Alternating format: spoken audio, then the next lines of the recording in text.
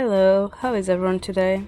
So, today we are going to keep playing Cinderella and Evermore.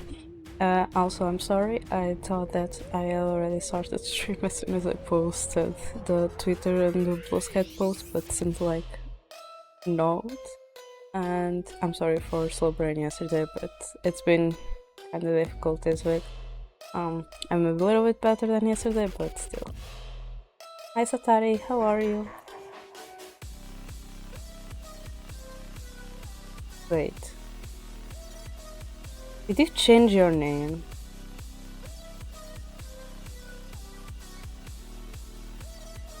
Did you change your name? I don't remember being that short.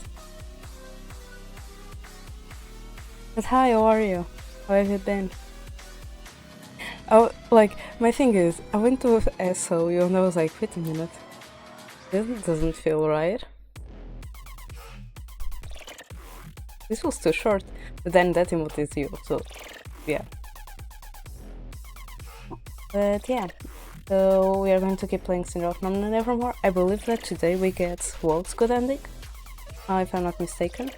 I'm good, I'm good.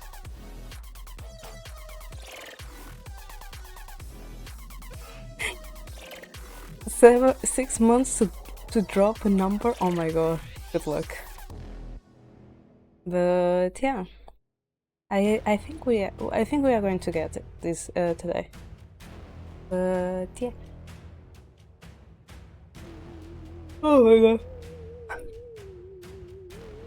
But yeah, without further ado, let's just switch and go. I may need to cover my blanket.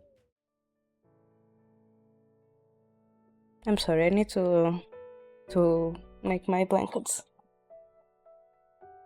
cover me more because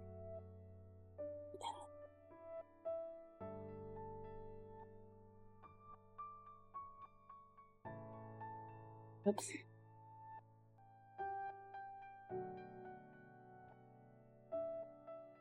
It's 10 p.m. I'm like 5 hours. Oh, it's not right. Oh my god.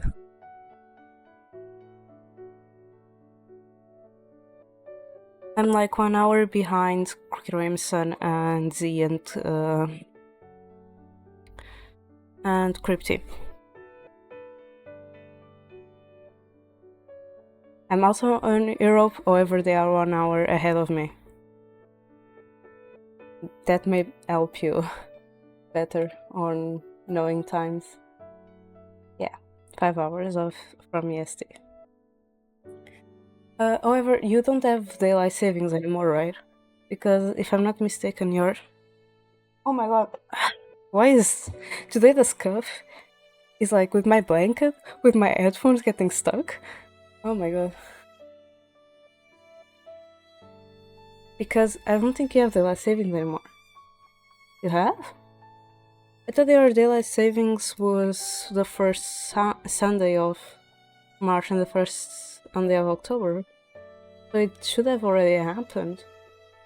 Because for us Europeans, our daylight savings is on the last Sunday of March and the last Sunday of October. So after this week, I'm leaving GMT +1 and I'm going back to GMT.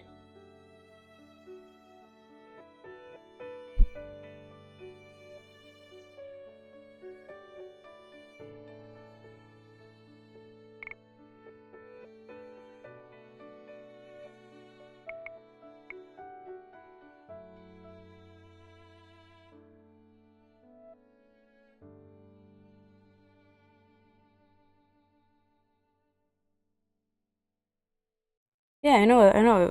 I was just asking because normally it should have already happened. That's why I was wondering. Because I remember one time that Mama was like, "Oh, we don't have daylight savings anymore," and then I went to her stream and I'm like, "You are 1 hour late," and she was like, "Well, actually, our daylight savings happen."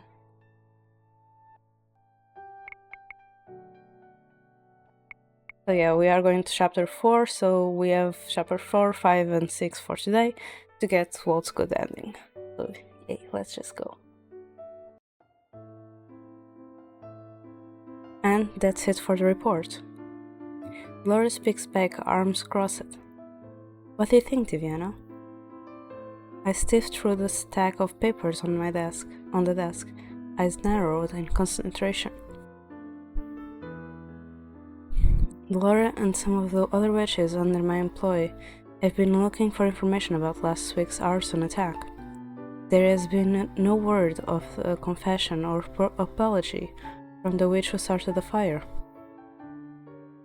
It is a fairly straightforward case, but nonetheless, we will have him speak before the consuls and witnesses at the end of the week. Hopefully then, he will finally confess something. Good luck.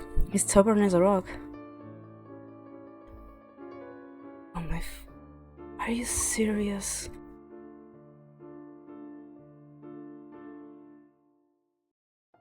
I hate insects.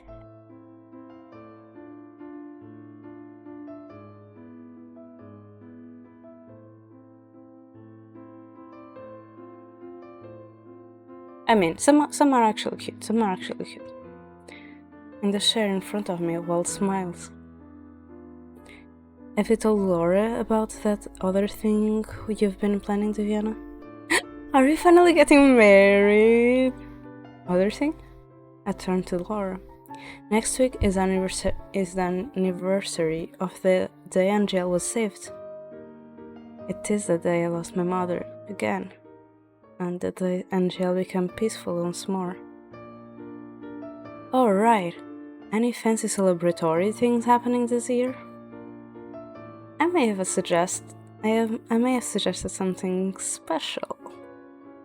I hope you did not. I do not need a fancy celebration. Every year the townsfolk decorate the town with lilies and thank me for what I did. And every year Waltz tries to plan some special event on the anniversary. This year, you will not be the only one coming up with a surprise. Ooh! I shake my head to clear it. I can think about a surprise I have planned for Waltz later. For now, I need to focus on the anniversary celebration. Fancy celebration aside, I would at least like to give a speech this year. Let me just... Okay.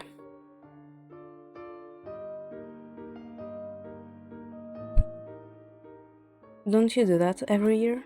Yes, but I normally dress to the populace as the Queen of Angel. I look at her resolute. This year, I'll give a speech as a Tenebran Baron.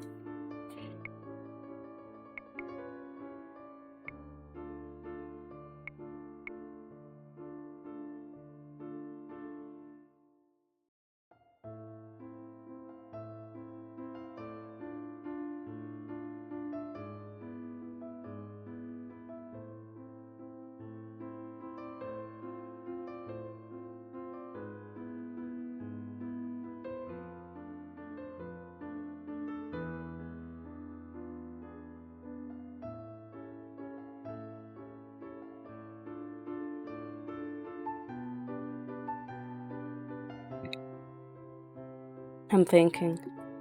Because both seem like something.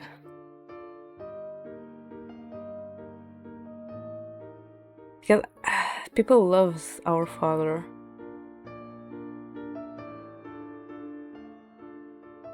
So is it...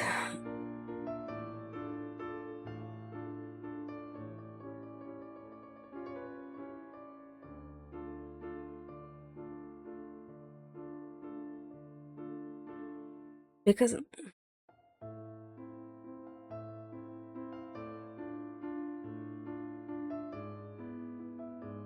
saying I'll show them I'm better than mother, it sounds intimidating and sounds fearful. But at the same time, you can I'll show them I'm better than her, I can be good. Yeah, they matter. They give you the best or the bad ending. I mean, in this case, because it's a sequel, it gives you the good or the best ending. In the prequel, it was good or bad, and this is good or best. And normally what I do is I left the best for last. So like on the prequel, I did the bad ending first. So like we cry first, and then I did the good ending. And on this case, I'm doing the good ending first and the best ending after. So my thing is, she's saying, "I will show them I'm not my father," because she isn't. Everyone knows that. But they love the king, so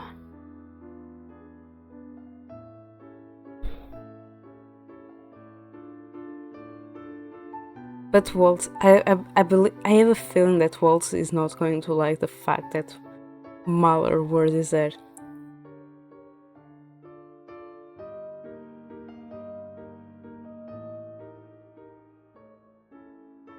Yeah.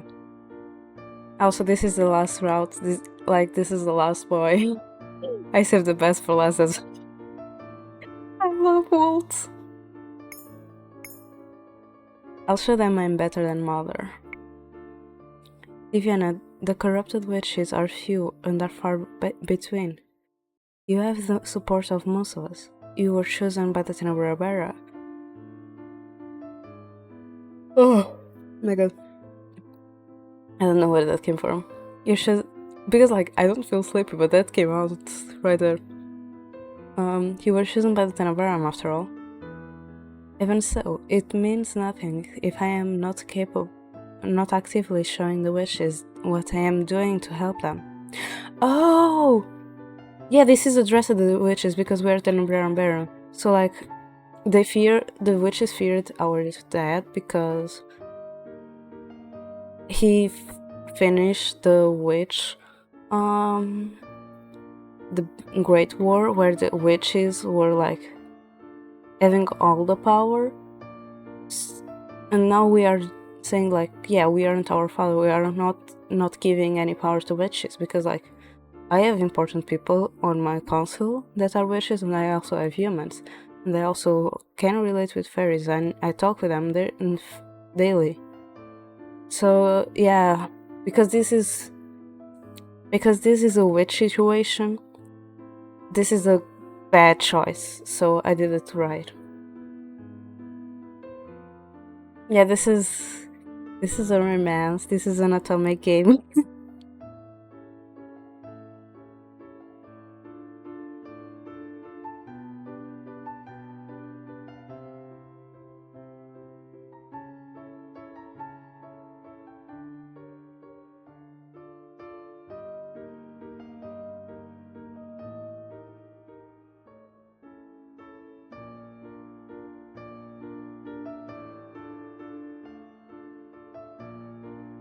However, this one is more focused on the romance. This one is more focused on the romance than on the first one. The first one is more like history, knowing more about ourselves, changing ourselves, but also at like the romance part. While this is more focused like on the romance of the girl and of the main character and one of the boys.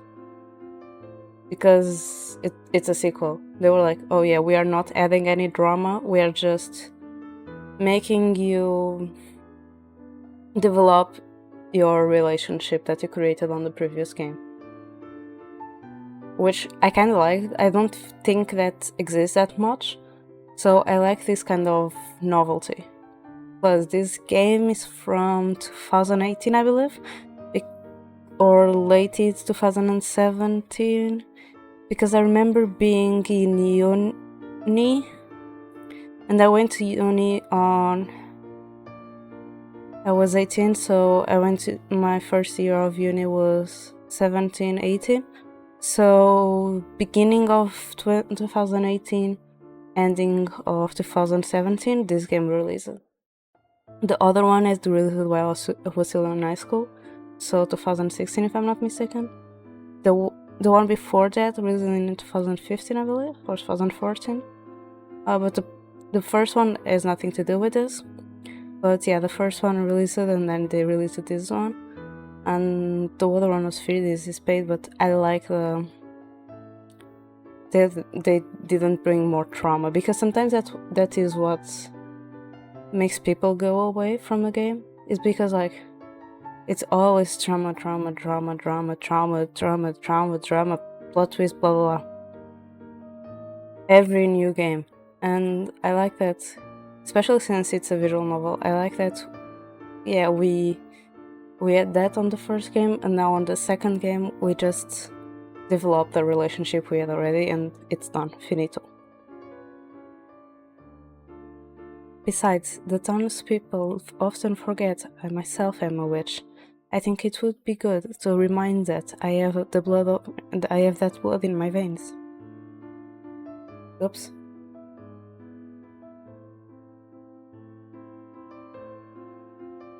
Yeah, exactly. Oh my god, what's happening with me today?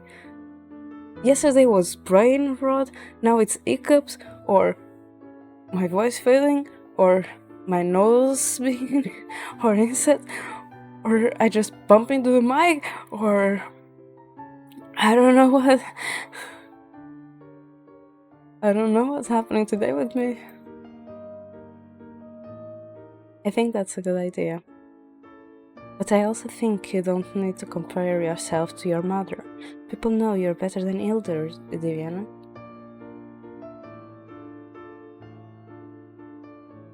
Like, my thing is like, I'm not worried, I'm just like wondering what the heck is happening.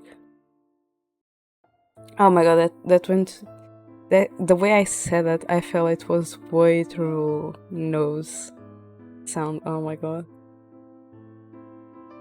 You saved Angel for her. You worked with Parfait to bring this conflict to an end. But I'm still her daughter. That has no bearing on the situation. You inherited Tenebranum from her, maybe, but you couldn't be any more different from her. You know that better than anyone, don't you, Waltz? You know that better than anyone. I'm so happy that it didn't become like Metros. Also, how did no one connect Meat with Metros? Like, it just added letters to his name. Still, my mother actively sought out the counsel of other witches and made an effort to hear them. I feel I should do the same thing, just in a different way. It sounds like you have a lot more than a speech in mind. I have a proposition.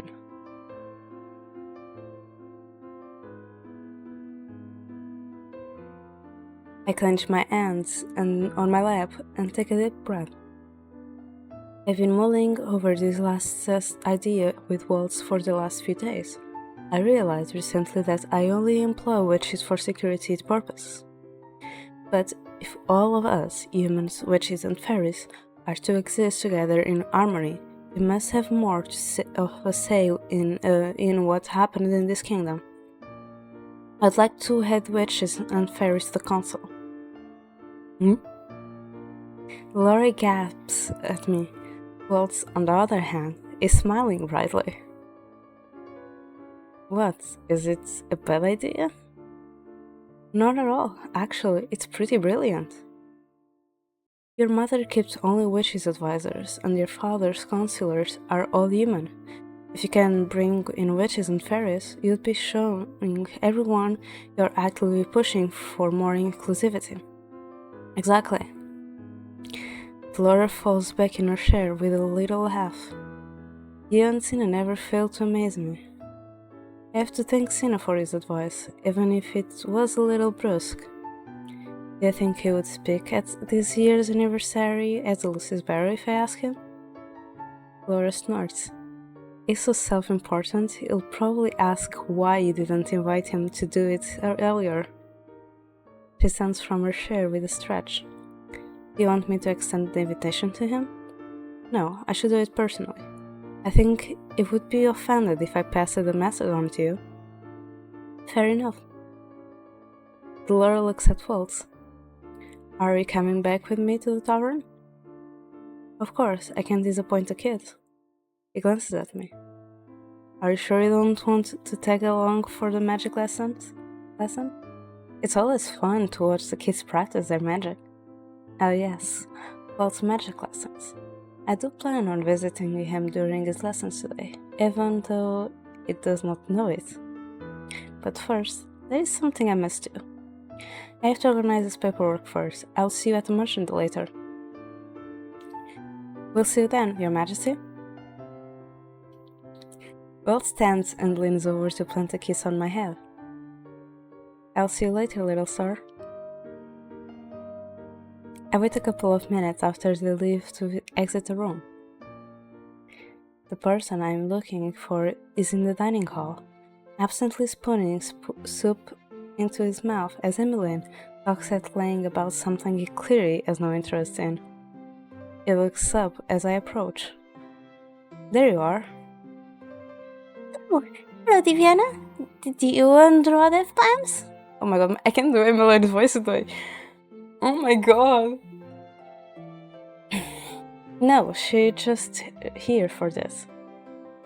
Rod reaches into his pocket and pulls out a little box, which he hands it to me. What is that emote?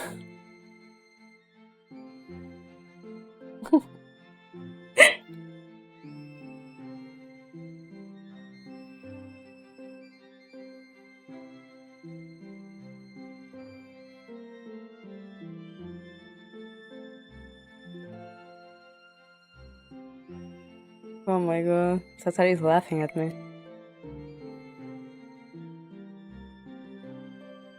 Here. Thank you for holding on to this for me.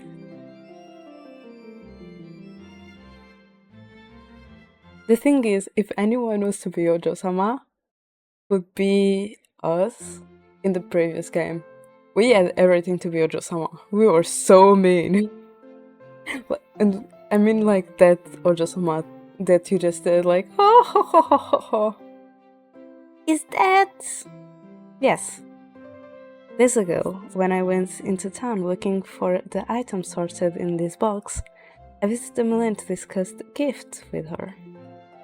That same day, Rod walked in our conversation and offered to keep it hidden in his room until I needed it. I found it strange at the time that Emmeline did not immediately offer, but she confessed Rod is better at keeping secrets than she is. The confession did not surprise me in the slightest. Still, I'm grateful for Rod's offer. Waltz is awfully intuitive. If I'd left this surprise for him in my room, he probably would have realized that I was hiding something. Emmeline beams. This that you're going to give it to him, then... Oh my god, I really can't do Emmeline's voice today. Oh my god, I'm struggling here. Oh. Today that they are going to give it to him, then... Yeah, I'm trying. Yes. I can't wait to hear all about it. We're outside. It's been a nice change of topic at dinner tonight. He looks pointedly at Emmeline. It will be nice to not hear about Prince Lance for a change. Emmeline flushes. You asked what he said in his last letter. That was a long time ago, Em. You've been talking about him for 1 whole hour. Emmeline buries her face in her hands. I'm sorry, I went off on a tangent again. But sighs. Just let Prince Lance fill in some of the details when he arrives.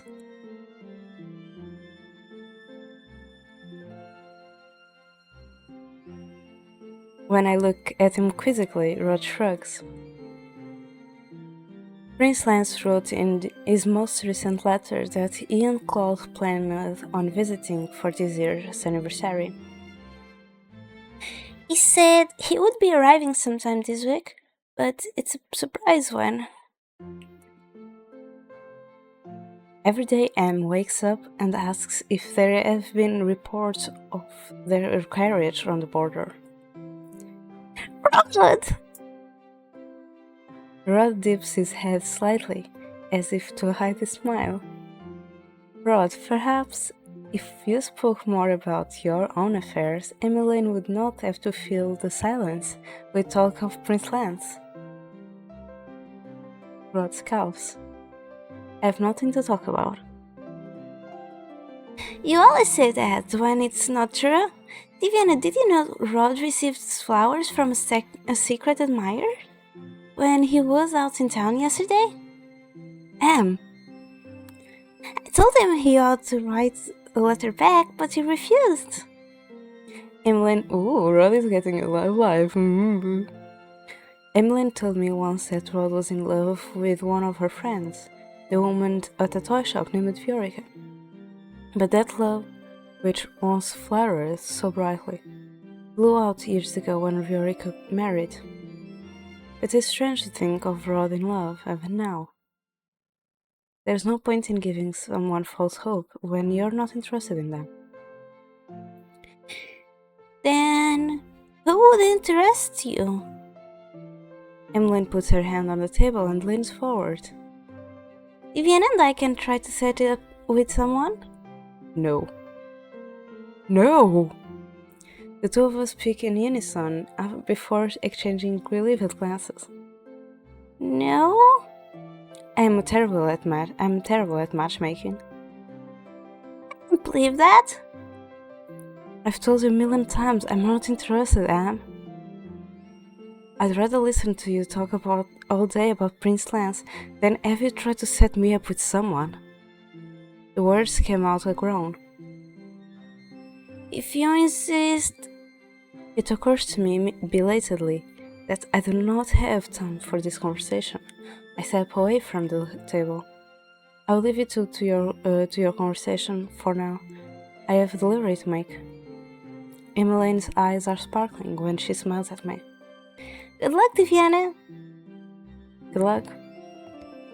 I offer my sincerest thanks to both of them before heading to my room. I need to move this gift into another box. One I think that will be appropriate.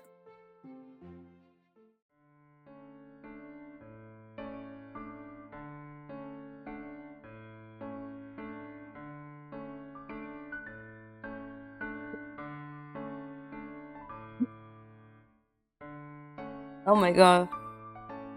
I'm dying here. About an hour later, I set off at town with a bag in hand, accompanied by two knights. I make my way forward to the food stalls, where I purchased an assortment of chocolates. This idea came to me last minute, but, well, I think Waltz students would appreciate a treat after a lesson. I stick the set carefully into my bag as I head over the tavern.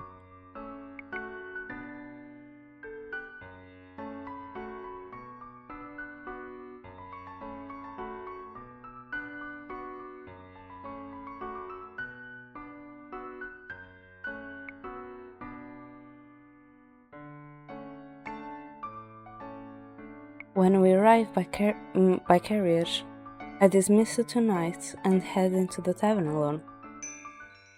I expect to see Waltz and the students in the tavern when I step inside, but I am greeted with a much more unexpected sight instead. Ah, if it isn't a beautiful Esquin. Claude, heir of the throne of Brigantia, casually reclines in a chair at the center of the room. He sits at the table with Laura, Sina, and his younger brother, Prince Lance. Even had I never met Prince Lance before, I would recognize him as Claude's brother. The two of them have the same fiery red hair and similar features. But whereas Claude is full of crooked smiles and secrets, Prince Lance is earnest and honest. Karma, you shouldn't call her that. Prince Lance looks at me apologetically. Ignore my brother, Your Majesty. I'm still wondering if he actually has different eye colors, or if it's just because of the bang. Because this seems more like yellowish. Prince Lance bows. It is a pleasure to see you again, Queen Diviana. It is nice to see you both, too. I walk over to their table. What is all of this? Emily said you were coming for the anniversary celebration. When did you get here? A few hours ago, we parked the carriage a distance away so as not to draw attention. And why exactly are you here? How disheartened to get a cold reception from Avenue, Diviana. Sina mumbles something beneath his breath. Of course you are a welcome guest. No one appreciates having a spontaneous visitor, especially when that visitor interrupts something important. Important? Were you not just hunting for incense in the forest? Don't you mean my hobbies? Laura laughs. It's good to have you here, Diviana. Maybe you can stop these two from fighting every 2 minutes. She crosses her arms. The priestling here bargained in while Waltz was in the middle of his lessons. Lady Laura, you make it sound as if I was intruding. You know my intentions has to come and catch up before my brother and I went to the palace. Whatever your intentions, you still interrupted Waltz's lessons. Where is Waltz now? He took his students to the forest when the princess showed up. He said he needed quiet for today's lessons. Laura suddenly seems to notice the bag I am carrying. What's in the bag? It is something for Waltz. Claude leans over, he spots the chocolates inside before I can snatch the bag away. He bought him some chocolates? How sweet! There is a silent sound, a low rumble that permeates the pleasant quiet.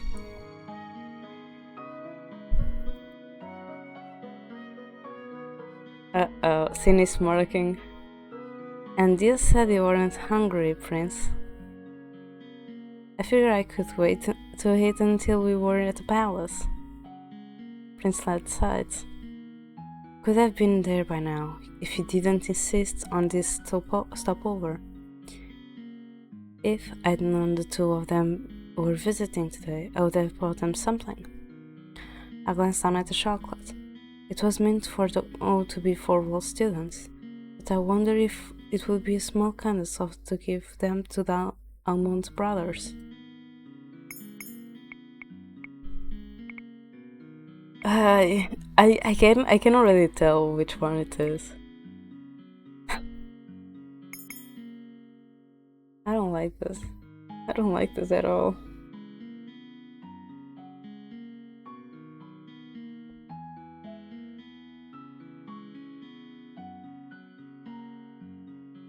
Like for me, it's this one. It has to be this one, like the bad one. Because like our intention was to give it to the children, and I know Waltz would be more than happy for us to do that. So we're buying chocolate and then giving it to someone else. It's just going to be a heartbreak. Especially it's these two. Especially these two.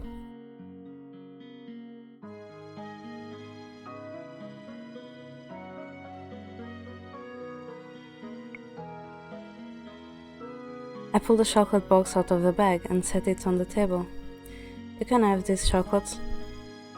Your Majesty, we can't accept this. It's a gift. There is no need to worry. This is not a gift for Waltz.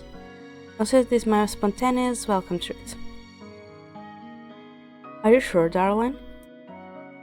Did you refuse a gift from a queen?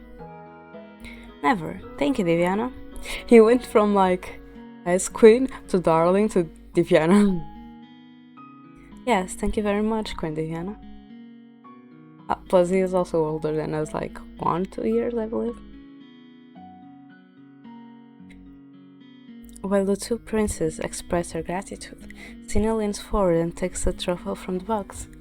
He pops it in his mouth without ceremony. Cinnamon! Is this from that stall with chocolate flowers on display? It pauses to consider. It's good, but nothing like the chocolatier they have in the Western Plaza. You can't just go around trying other people's gifts, you know? There's more than enough here for everyone. While the two beaker, Claude leans forward toward me with a smile.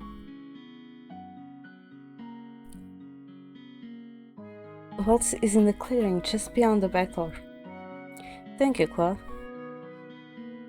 I glance between him and Prince Lance. You two are not going to disappear before I come back, yes? You can rest assured we'll still be here. My secret ventures days are over. No more Miss Karma, I take it. Claude smiles a little wistfully. I'm afraid not. I rather miss those days though. Lance sighs, I don't. While you were here in NGL, we all thought you were dead. Ah yes, that part was unfortunate. The fact that he just leaves home without saying anything. And everyone just searching for a whole year to then find out that he's been living a life as Miss Karma. He has been living a common life as Miss Karma in the neighbor realm is just, oh my god.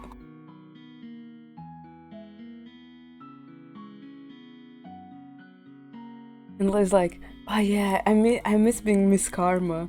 And his brother's just like, are you kidding me? We were worried dead about you. We thought we were gone. Gone.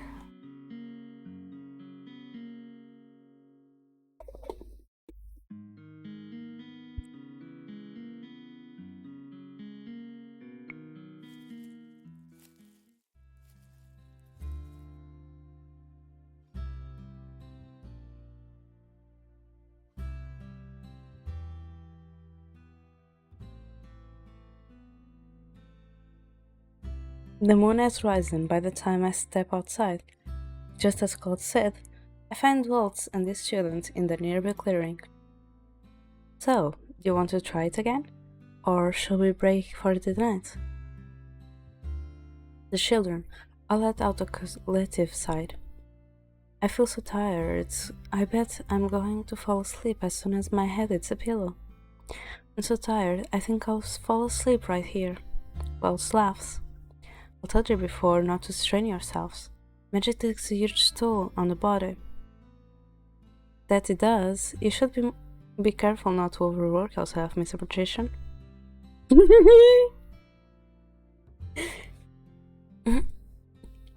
Waltz startles when I push through the trees. It's the Queen! Her Majesty is here! Hello everyone, I see you're hard at work. I walk over to Waltz and kiss his cheek. The children mumble, hiding smiles and giggles behind their hands. I didn't think you'll be able to make it. I thought I would surprise you.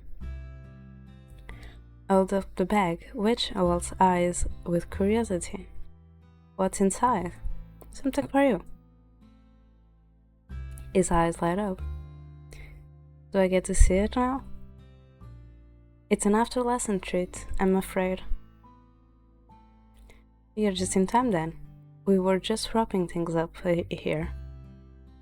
Your Majesty! One of the young witches pounds forward. Can you show us your magic? Another child nods excitedly.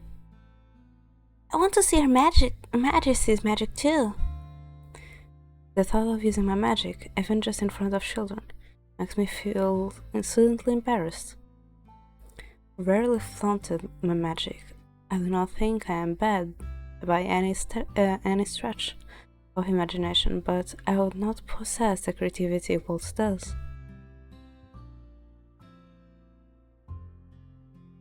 Al snaps his fingers.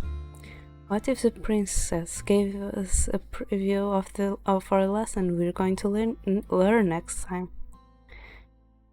The one you're all excited about. Barriers! Barriers we can use to be heroes. Barriers? They were the first magic I learned from Waltz. I was impatient then, I remember. All I wanted was to learn how to use offensive spells.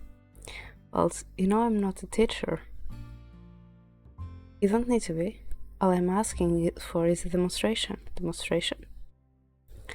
Waltz nods, a soft smile on his face. I'm going to use an attack, and you can show the children which barrier they should use to defend against it.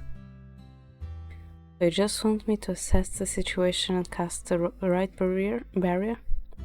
Exactly. I asked the children, who look at me hopefully. Alright, I suppose I could help you with your demonstration? That's my little star. Oh my god. Waltz blows me a kiss as he puts distance between us. I set my bag down by the nearly tree and moved to stand before him. Enjoy your dinner, eat well.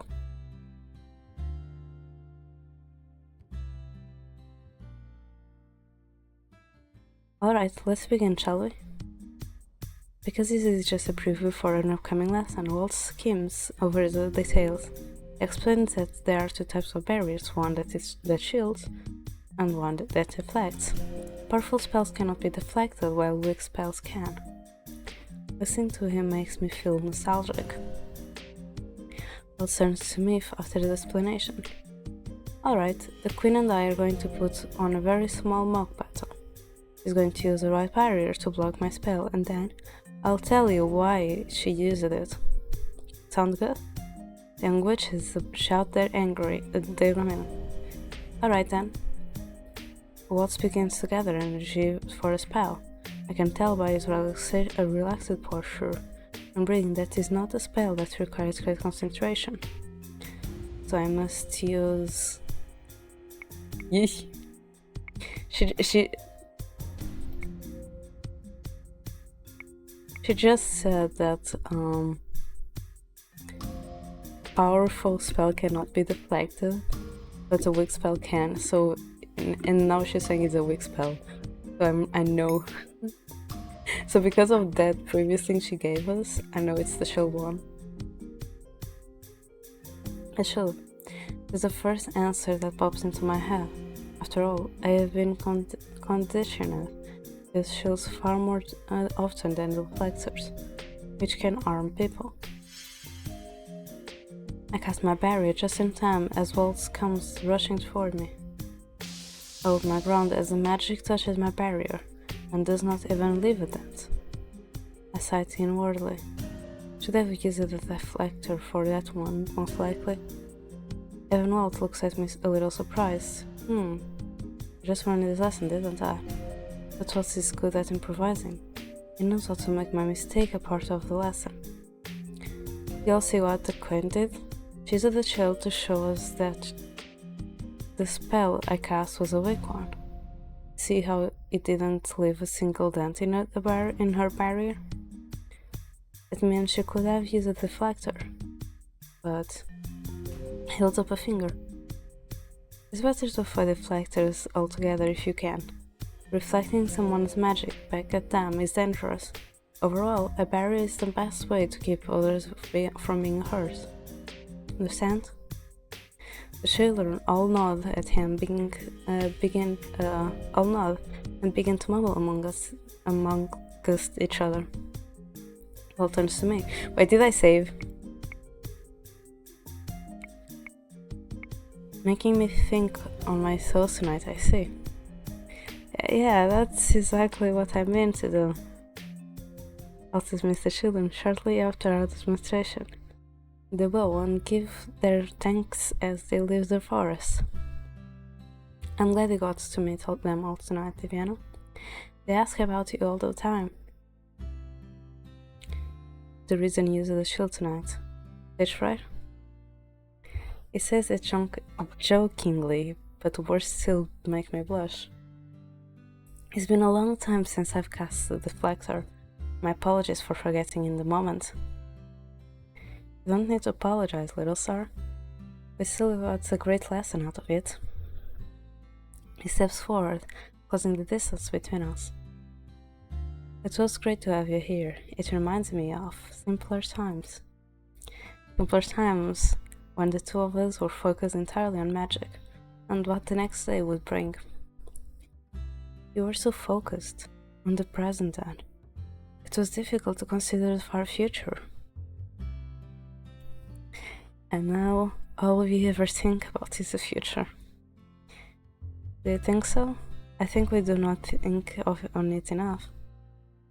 Walt looks at me curious. Oh, why did you say that? I glanced back at the bag I set by the tree, then up at the moonlight coming through the trees. I think it's dark enough here for what I have planned. Are we going to propose? But aren't we already engaged, Diviana? I told you I had after lesson 3. I bring the bag over to Waltz. There is a childish wonder in his eyes when he looks at me. It warms my heart like nothing else. Waltz has the heart of a child, a heart full of wonder and optimism. There is no one that can bring a smile to my face like he can. That is why, when he proposed to me a year ago, I did not hesitate to say yes. I have always wanted him here by my side. I've always wanted him. All of him. For me. I remember the moment he stood here in the same clearing years ago. Before facing Mother, Waltz told me the darkness made the light glow brighter. He showed me that light. Now, I will show him the sunlight. I will show him what it means to me. Little star, you're keeping me in the suspense here. I smile, and then I snap my fingers. Little balls of light spring to life. In the darkness, they look like hovering fireflies. Walt's eyes glimmer in that light as he looks around in wonder. Well, this is a familiar spell. It is not the only thing that is familiar. I reach into my bag and take out the gift I have prepared. His eyes widen when he sees it. Is that Neverland? I slide an intricate key out of my pocket. It is the only key that can open the box, Tinkerbell. I hand both the key and box to Waltz. Open it. Once upon a time, this box held Walt's magic in it. Now, I like to think it holds his future. Waltz carefully takes the box and key from me. His eyes look misty, like he is holding back tears. This box has so much history. It does, and its role in our story is not done yet. My heart flutters as Walt slides the key into the box. I have never been as nervous as I am now, watching him. The box open with a soft click, revealing the gift Rod has been holding for me. The thing I have been trying to keep a secret from Waltz. Walt stares in shock at the ring that lays inside. I knew it!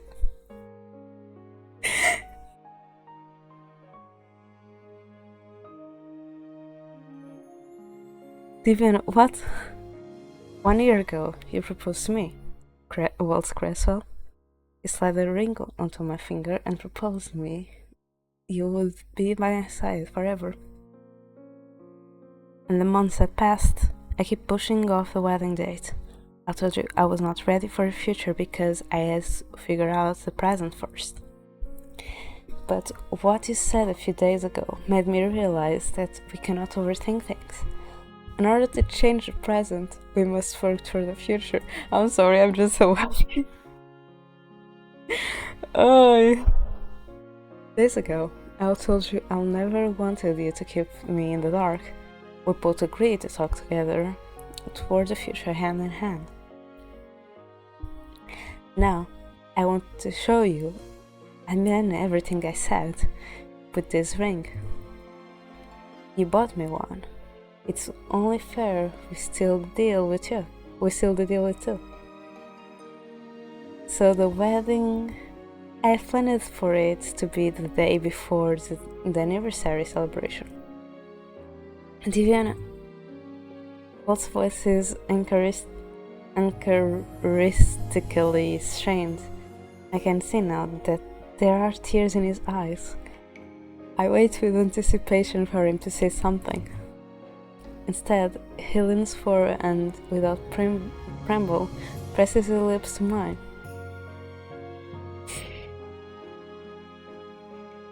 His lips are soft and warm against my own, but resolute.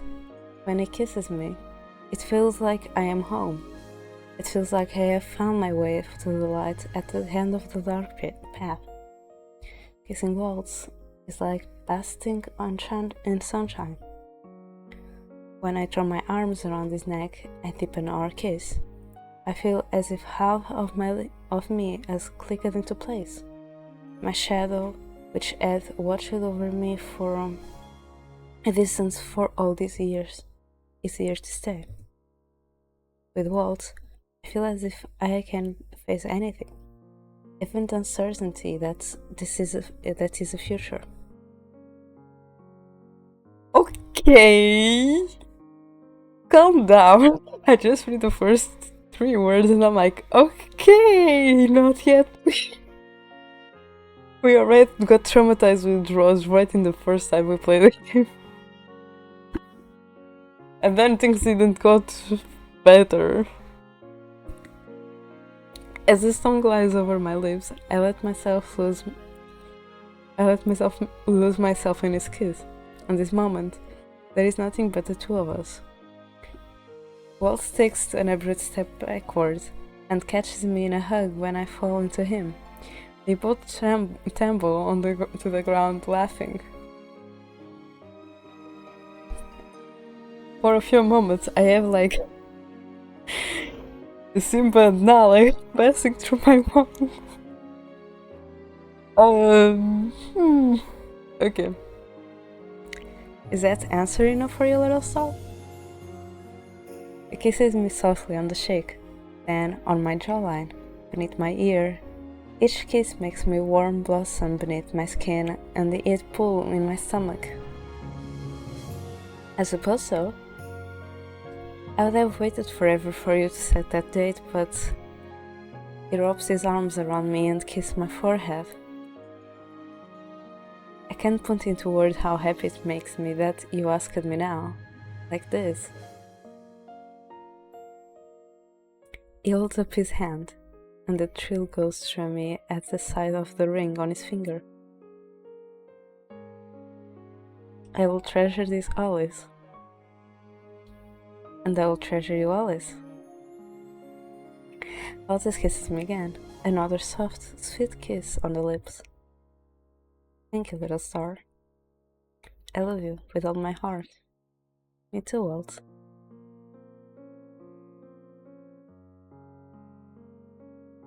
I'm just so happy.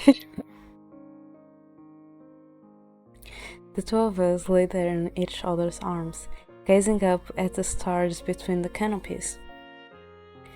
Some time passes before reality begins to sink in. The Burgundian princes are still in the tavern and everyone in the palace is probably worried for me. I sit up and pat on my hair with a grumble.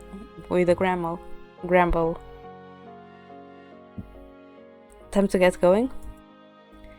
Everyone is going to insist I start bringing ice with me at this rate. Waltz takes my offered hand with a smile and rises.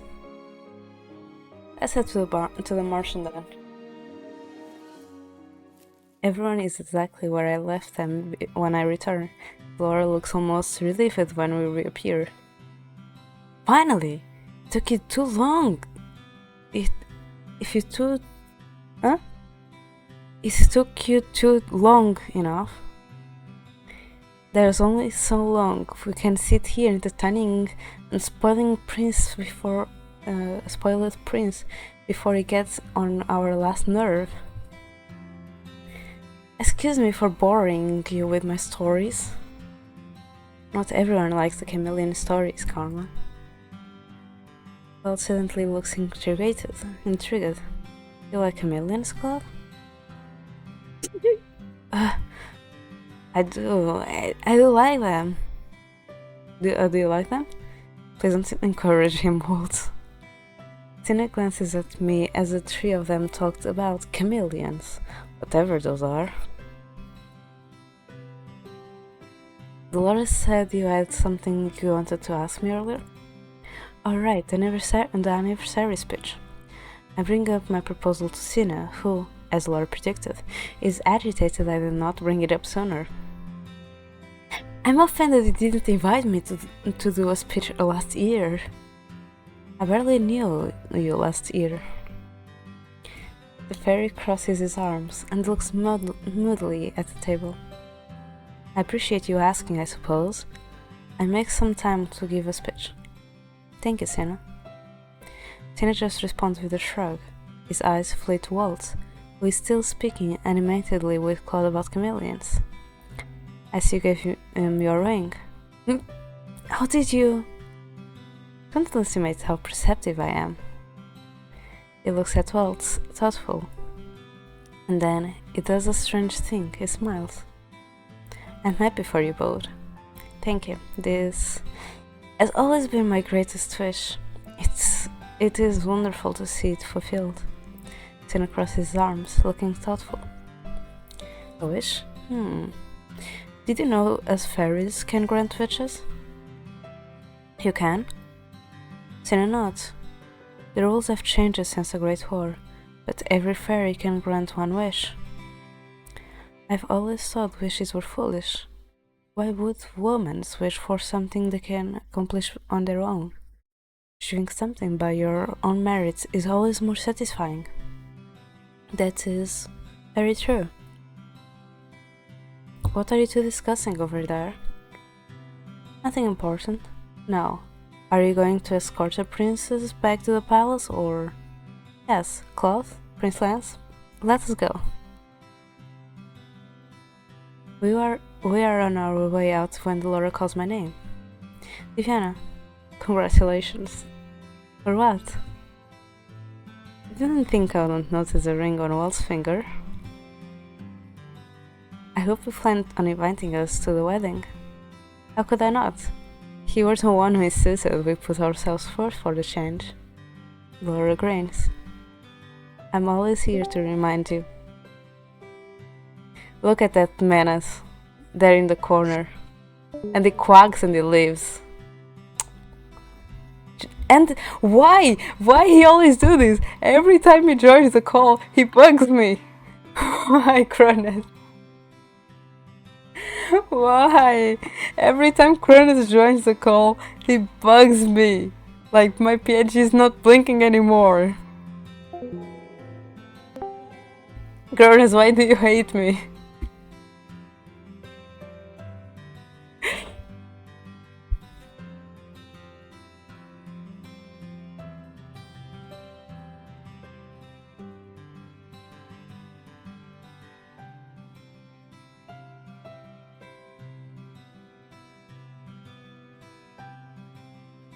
Let me shout him out.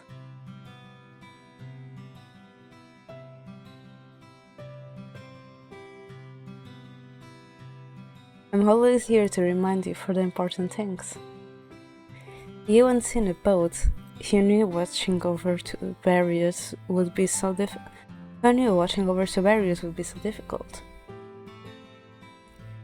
You act as if you're my mother, Dolores snorts. Just remember you said that, not me. Cine doesn't say anything to that, just reels on his heels and stomps away. Kids! I shake my head smiling. Thank you, Laura, for everything. Thank you for all your hard work. In the end, you turned out to be a pretty good telegram bearer. And you turned out to be a pretty good mentor. I'll never get tired of hearing those compliments from you. And Laura smiles at me gently. Good night, Viviana. Good night, Laura. I left the tavern that night, with a heart so light it feels like I could take off flying any moment.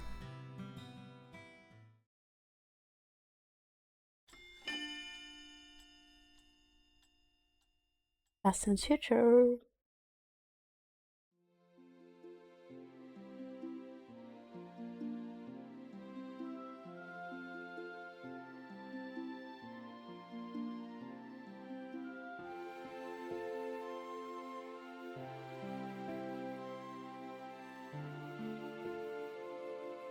I picked the.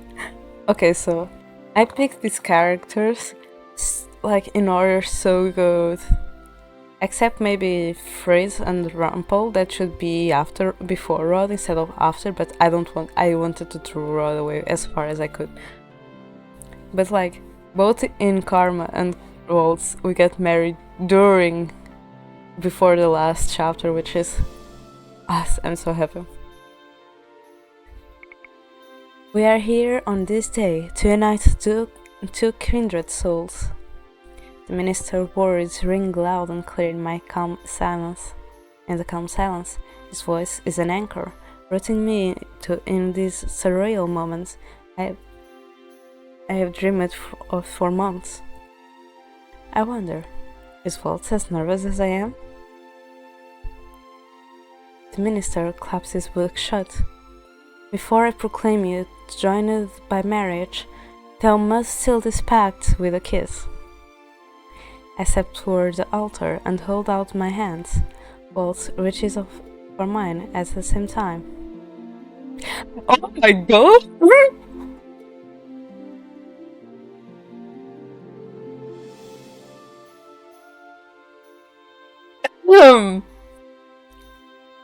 I'm sorry, but like, Will looks so pretty, and then Waltz looks so pretty too. I love this so much.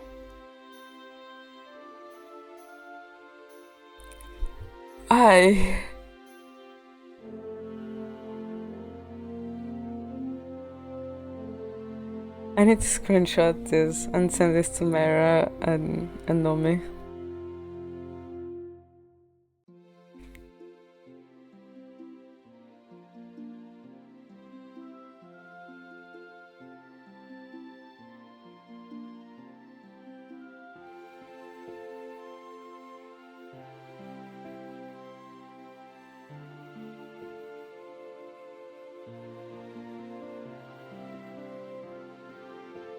Okay. Time seems to stop when I'm standing before him. I forget entirely about the small audience we have and focus entirely on Waltz.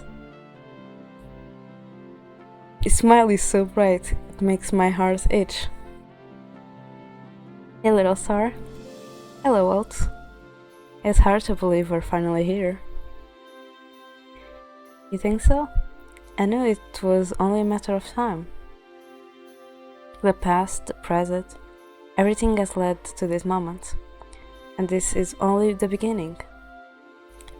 I divert my gaze briefly, embarrassed. Do you really think I would be a good mother? Would be a good mother. You excel at everything you do. I feel I am only able to do my best because you are by my side. Likewise, little star. I love you, Waltz. Love you too, Diviano. We seal our declaration with a kiss. I barely hear the roaring applauses of the audience. In this moment, all I hear is Waltz's promise echoing in my heart. I love you. This, I know, is the truest love I will ever feel. I hold into this moment for as long as I can, knowing I will remember it for the rest of my life.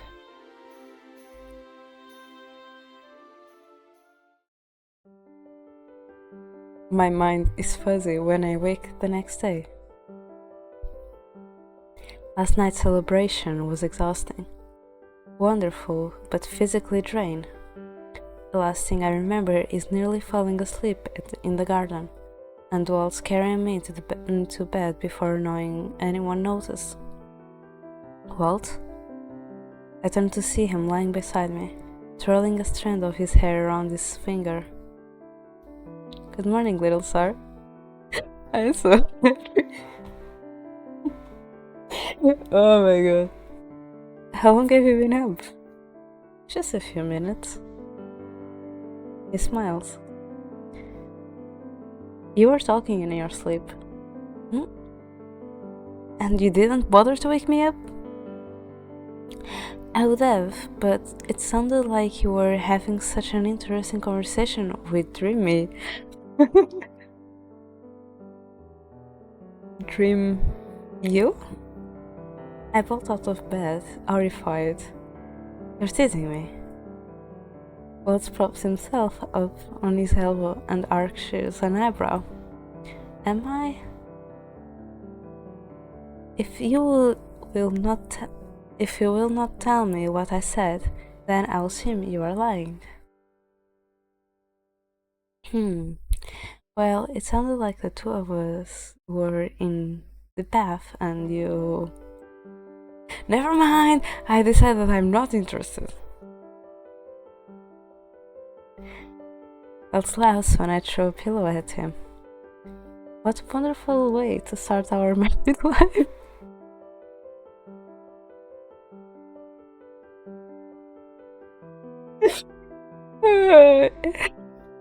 Yes, how very regal of us, the king and queen of Angel, to be throwing pillows at each other in the morning. Waltz looks at me, wide-eyed. I only realizes why belatedly. What? You married a queen? It's only a matter of time until your crowning ceremony. We have been studying for this for months, remember? Waltz falls back on the bed, arm over his eyes. He laughs a little breathlessly. Me, the king of Angel? Who would have ever thought? I think you will look excellent in a crown. I settle myself on the edge of bed. Waltz sits up and runs a hand through his hair. You weren't the only one having dreams last night. Oh, what were you dreaming of? The past. He looks at me questioning, as if asking for permission to speak. I fold my hands on my lap and look at him expectantly.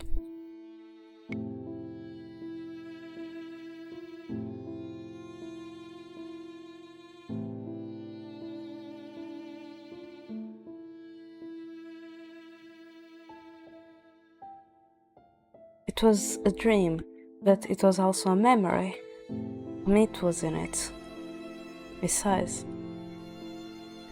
when we were both taken on as apprentices to Ilder, she used to pity us against each other. It was how she trained us. Meat is the witch I used to know as Mitrus. He was one of my father's closest advisors and a trader. I do not remember him growing up. Walt tells me that is because mother kept Meat close. Few knew of his existence because he was kept close within the palace walls. Sometimes I cannot help but wonder what would have happened if I had been able to befriend him. Would I have been able to save him from mother? In the dream memory, I burned Meat's hands. Waltz pinches the bridge of his nose. I remember I felt terribly about it. Witches can't heal, but I tried to convince him to let me help him treat the wound. He refused. And then Ilder came in and she told him he deserved it, didn't she? Well, it's not. She said it was his punishment for being weak. Worse, she praised me for landing a hit on him. Mother used to say similar things to me. She believed only the strong had the right to survive. I felt awful about it. That night I came to your room. It was all I could do to keep from crying. I don't think you know this, but you were awfully perceptive. You noticed how quiet I was, and then you grabbed my hands and asked me if I wanted to help you make a puppet. You remember that in a dream? I'm not surprised. That moment was very important to me, you know? It was the first time I felt like you'd let me into your heart. I slid close and I have to lean into him. When was it that you started letting me into your heart? Waltz wraps an arm around my shoulders and kisses the top of my head. You wiggled your way into my heart the first time I met you. You're just that bright little star. He sighed softly into my hair. I can't help but think about my students when I think of Mitz. He was a great student with so much potential, but Hilda was ruthless. She didn't know how to teach empathy. I wish I could have saved him from himself before he became so corrupted.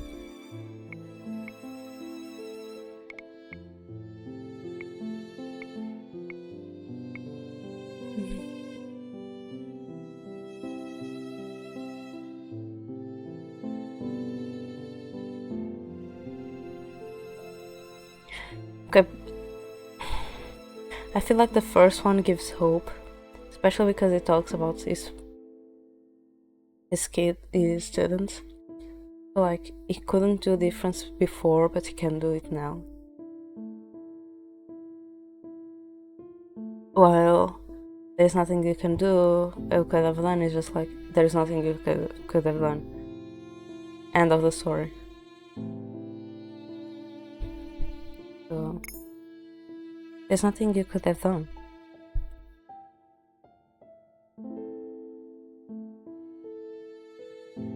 Are you regretting the past again?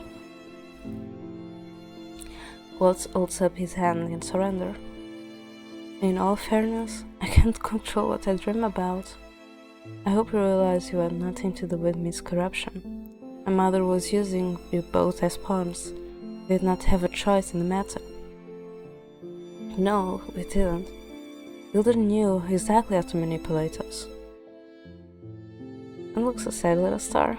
It is not changing the past, but we can both do our best to enact a change in the future, right? Right. Have faith that your future, our future, will be a bright one. Especially now that we are married. What cringes when I blush. I thought it never mattered to you that we weren't married. It didn't, but now that we are, I fully intend to gushing about you as my wife to everyone I know. I elbow him in the side. Please don't. I look up, my gaze snagging on the clock. We are extremely late for breakfast. Why did none of the servants call for me?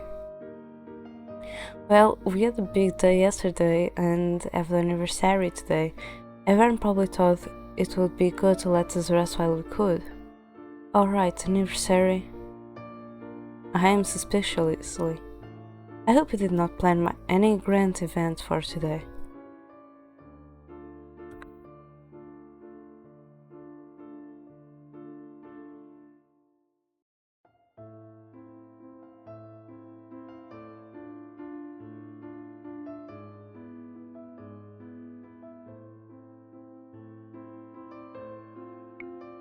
Nothing like that, but I'm still convinced you are going to love it.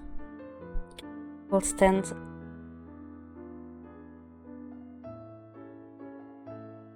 and holds out a hand. Shall we head out? Yes. Waltz and I walked to the dining hall, hand in hand. When we arrived, the usual group is already there, along with our two guests. I need to burp. Okay. Good morning, newlyweds. Good morning, Your Majesty. Your Prince Lance looks at Waltz, a consterned look on his face. Waltz is fine. Good morning, Lord Waltz.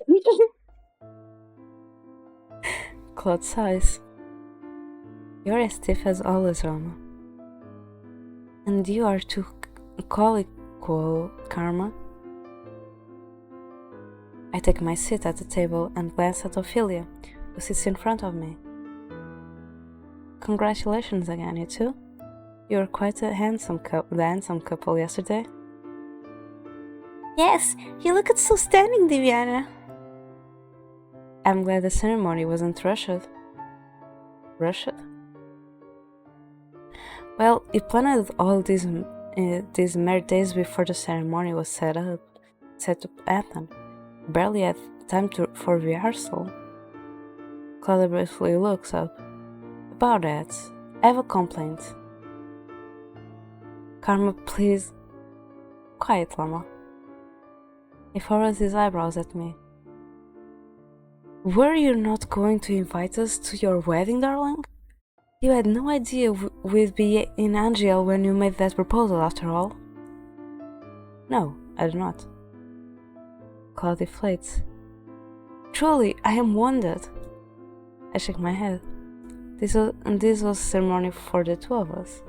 It's true, I wanted friends there if they could make it, but the grand ceremony with the nobles in attendance will probably happen next month.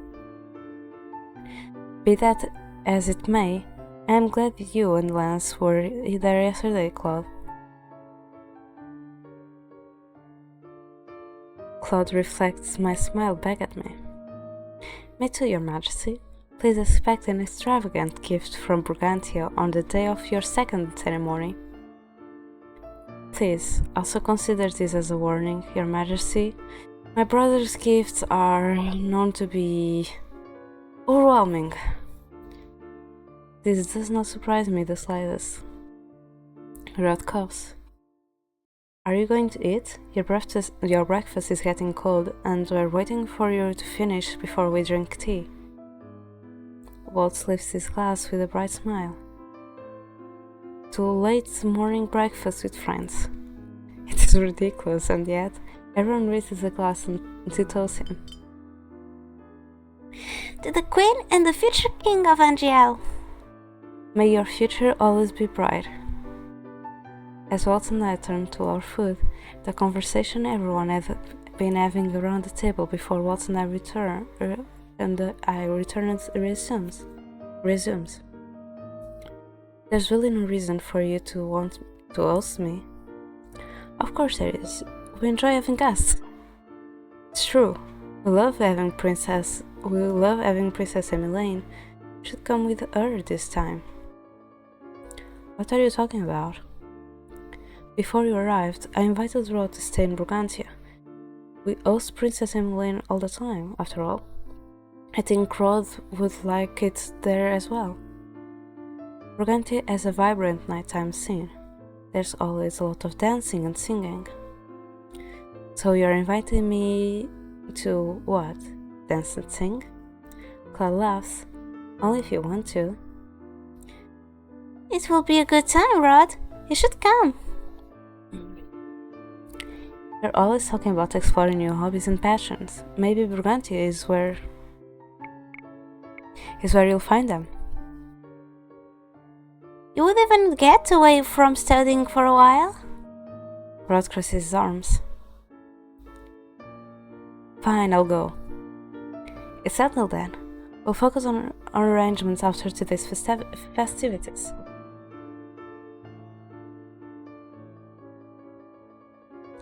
The animated conversation carries into our tea time. As much as I want to stay and hear the details, I have other things I must do today before my speech. Excuse me, everyone. I have a few errands I need to run.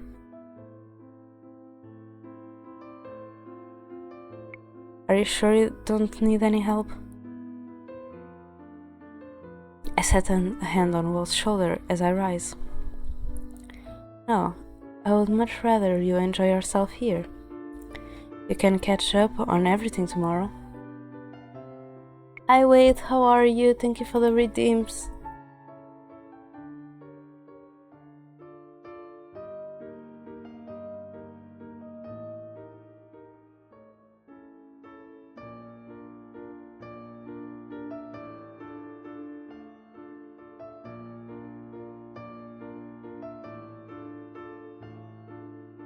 Oh, my back.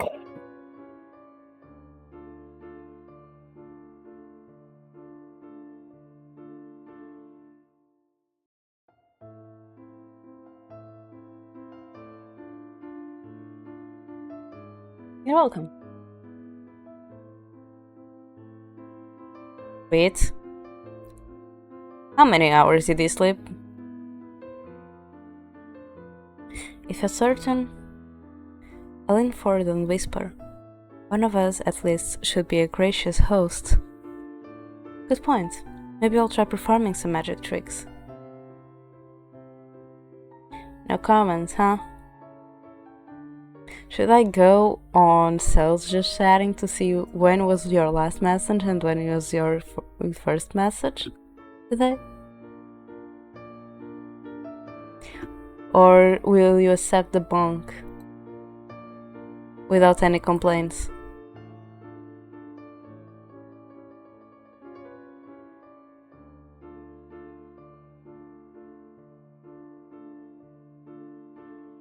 You are still very much a child, aren't you? Waltz smiled sweetly at Claude. No need to get so worked up about my magic. It is, small one. I love this too.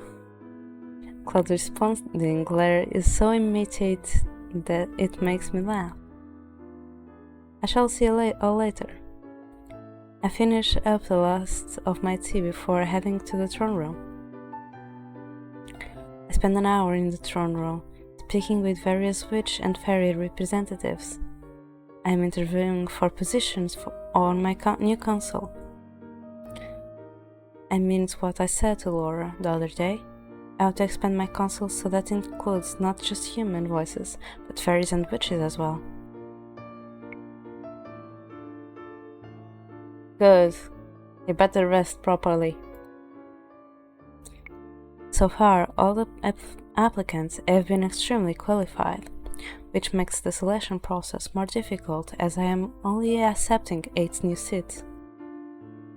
I pinch the bridge of my nose as the most recent applicant leaves the throne room. Well, that was the last applicant. Is there a reason you decided to interview them today, before a big festival? You've gone from being overwhelmed to suddenly doing everything at once. Hi Effie, you were you and I'm not cute.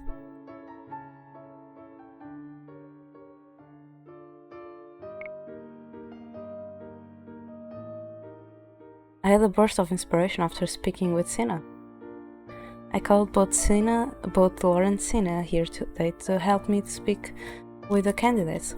Laura has been my teacher for years, and Sina is not only the Lucy's bearer, but the one who inspired this idea in the first place.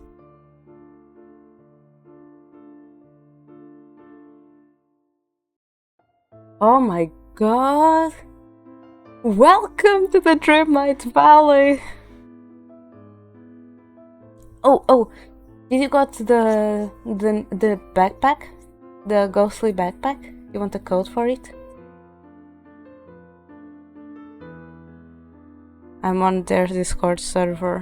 Where is it? It's here.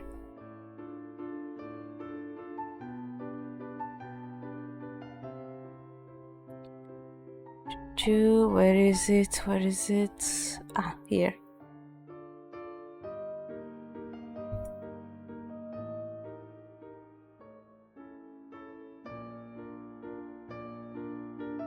So you are literally just in the beginning. But that's... I'll just put it in chat in case someone else also plays. But that is a code that they give, like I'm on their server, I'm on their Discord server, and they put it there and also on their Twitter. That gives like you a backpack that is like ghostly Mickey that glows in the dark. So just save it for later.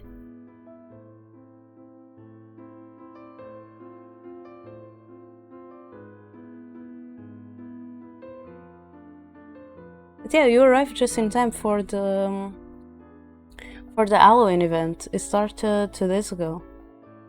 I hope you will have fun. I had a lot of fun. I'm still playing it from time to time. not as much because I finished the main story.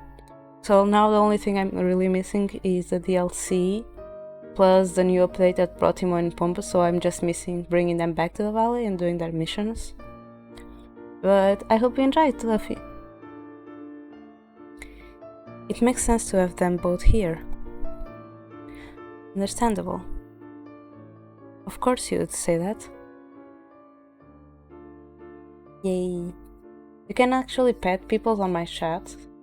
Just like I have the hug command, I also have a pet command. So... pet Luffy. Like that.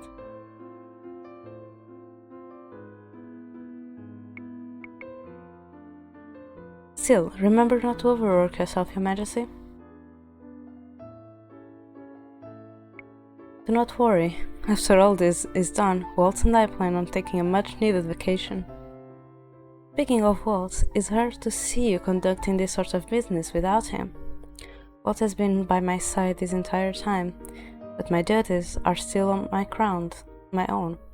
I thought it would be best to start this process without Waltz and catch him up on things later.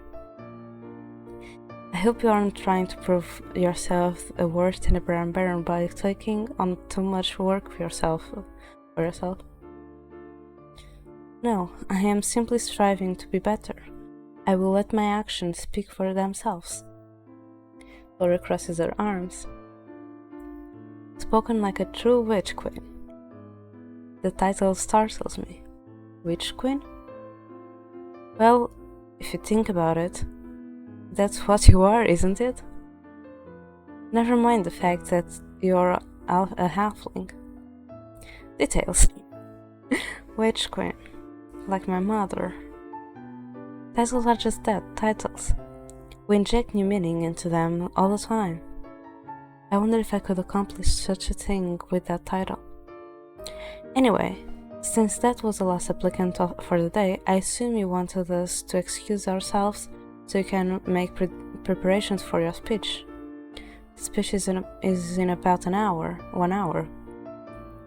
I wonder if I will have time to do that other thing that has been in my mind. Yes, we're done for the day. Thank you both for assisting me. It's an honor, Mr. Brown Bear. Tina shrugs. It's my duty to help you keep things balanced. That's the only reason I'm here. I can admit you look up to Diviana. I think she'd appreciate hearing that from you. Amazingly, Tina does not say anything to that, which means... Thank you, Sina. I look up to you too.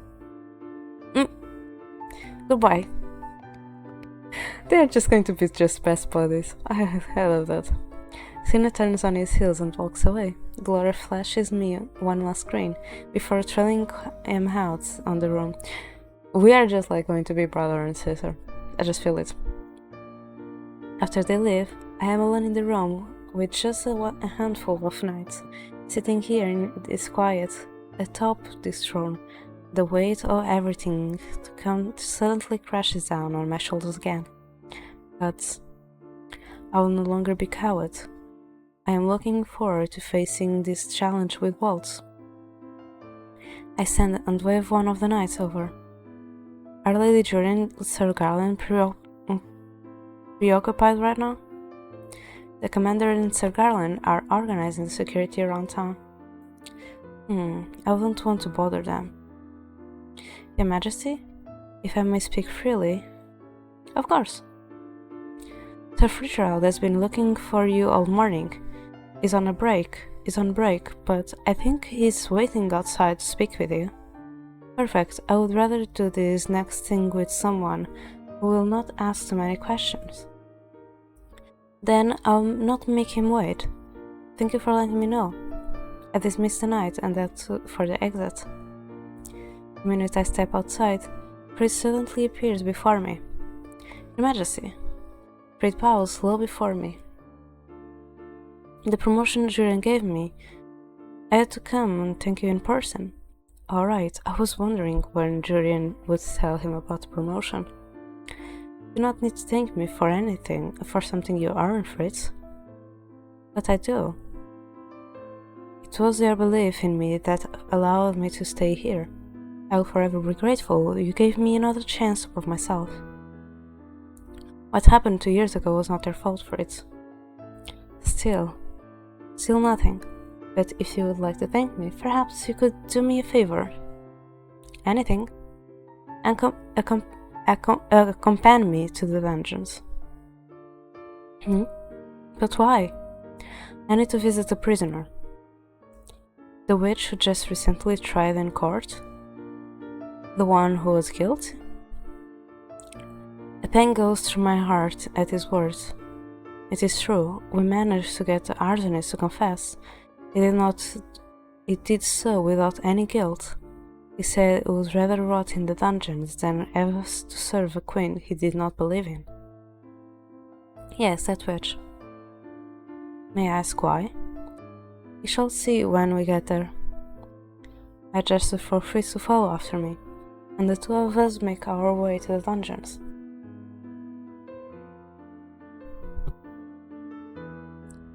The dungeons are cold and dreary, as always. I force a neutral expression onto my face as I approach a witch's cell.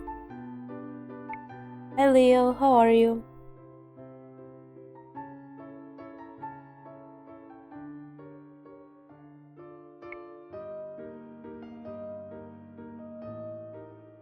I find him sitting crossed-legged on the ground, staring up at the ceiling. What do you want, soft heart? He angles his head to look at me with disdain. You do not get to speak to your majesty like that. It's okay, Fritz. I approach the bars. I did not get to bring this up in court because it had nothing to do with the proceedings, but I wanted to let you know I am adding witches to my council. The witch stared at me, baffled. Why would you tell me this? Is it some kind of trick? No trick, just the truth. You said I'm not like my mother. You are right. My mother lied and manipulated others. She saw things in black and white, good and bad. But you are all more complicated than that.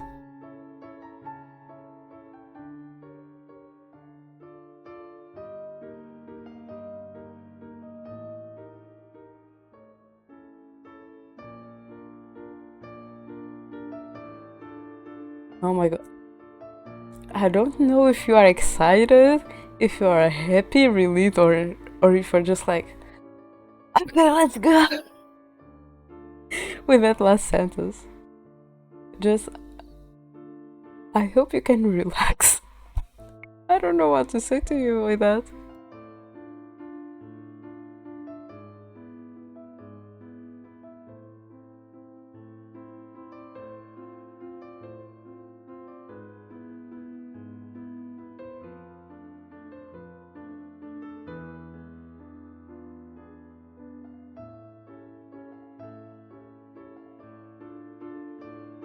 Ooh, enjoy your project. My mother only took the counsel of witches that knelt before her.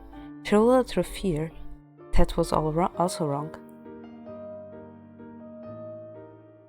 Oh, have fun with After Effects. I know Nomi struggles with it sometimes, like it crashes on her sometimes, so I hope everything goes good for you. So, I'm doing things differently my way. I thought I ought to let you know, since you were so concerned with my lack of effort. The witch leans back against the wall and with a sigh. It's no use. Humans will always be afraid of things they don't understand. They will always fear those who have more power than them. The ideal peace you speak of is impossible.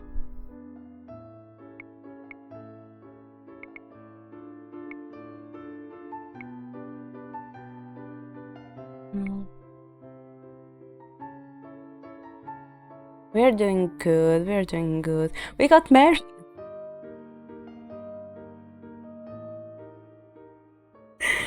We got married.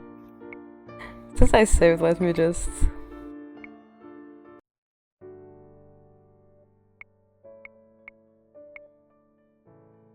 We got married.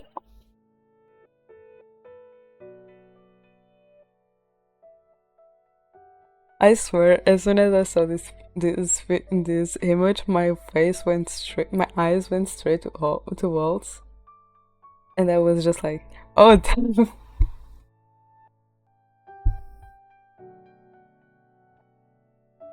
Yes, on the game. In real life, that's probably not happening, and that's in real life that's probably not happening this soon. I still have a long way to go.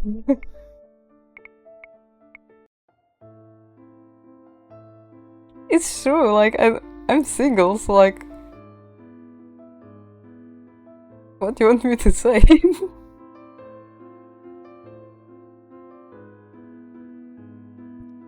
So like if I'm single, if I end up starting to date someone, I want to date them for like at least some years before getting married. I'm sorry, so like I'm sure that's not happening anytime soon.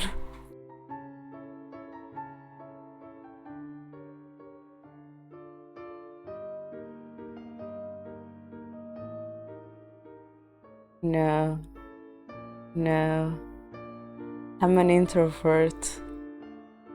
Plus, I never got that many. I don't think I never got like people interested in me, so I'm fine.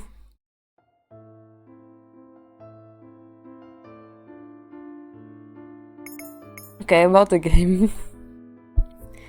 So, I think I do not believe that is true. It's like the bad one in this, because perhaps it's being like more realistic. And while I do not believe that is true, it's being like really positive, and I don't believe we are going to convince this witch by just keeping being positive. This witch feels like one of those people that is really bound to reality and negativity, especially negativity in their case. So if we strike them, we're like, yeah, perhaps, but it's still good to try and do a little impact.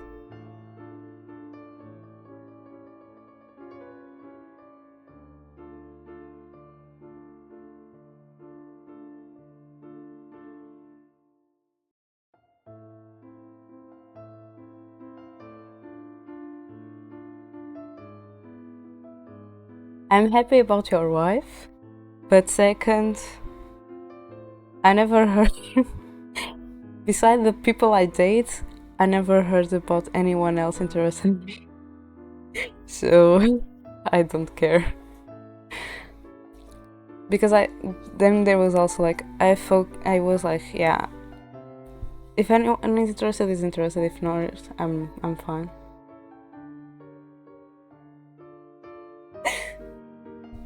I focused like I was happy being single, and I'm happy being single. Like a partner for me is more like an extension, like someone I can count on, someone I can trust, someone I can share my happiness and difficult times, blah blah.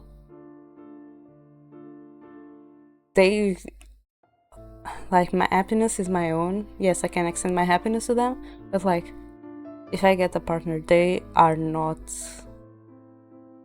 my main happiness. You know what I mean? Like I don't need them to be happy. But like I'm okay. I'm okay with myself.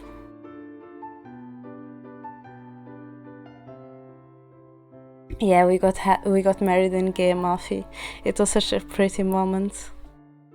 As soon as I look for, I'm going to clip it. I'm tomorrow or whenever I heard my VOD, I'm going to clip that exact moment, because like I literally forgot I was streaming and I went like, oh damn.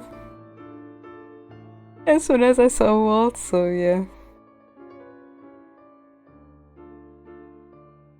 Yeah, Yeah, I'm content. I'm happy. Food makes me happy. Disney makes me happy. Books make me happy. I'm happy.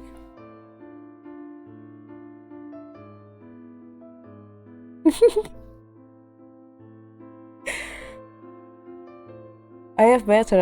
I have better than that. Okay, I'm just realizing something. Leo, are you sure you want to say it right now with that name? Because first I was going to say 2D. I am the only D I need, but then I started seeing the 3D both in your name and in your message, and I was like, ah, are you sure you want to say that?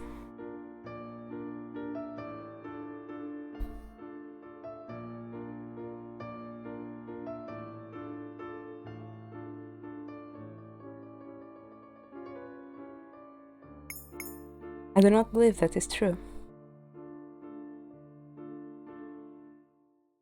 No, you're not. We love your ghost face.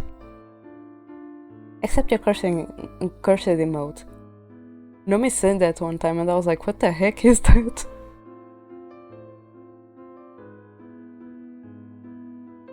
Everything I do is a step towards obtaining peace. The one with eyes and then the lips, I believe. It was like not one emote, it was like 3 emotes together. Yeah, that. That is cursed as heck.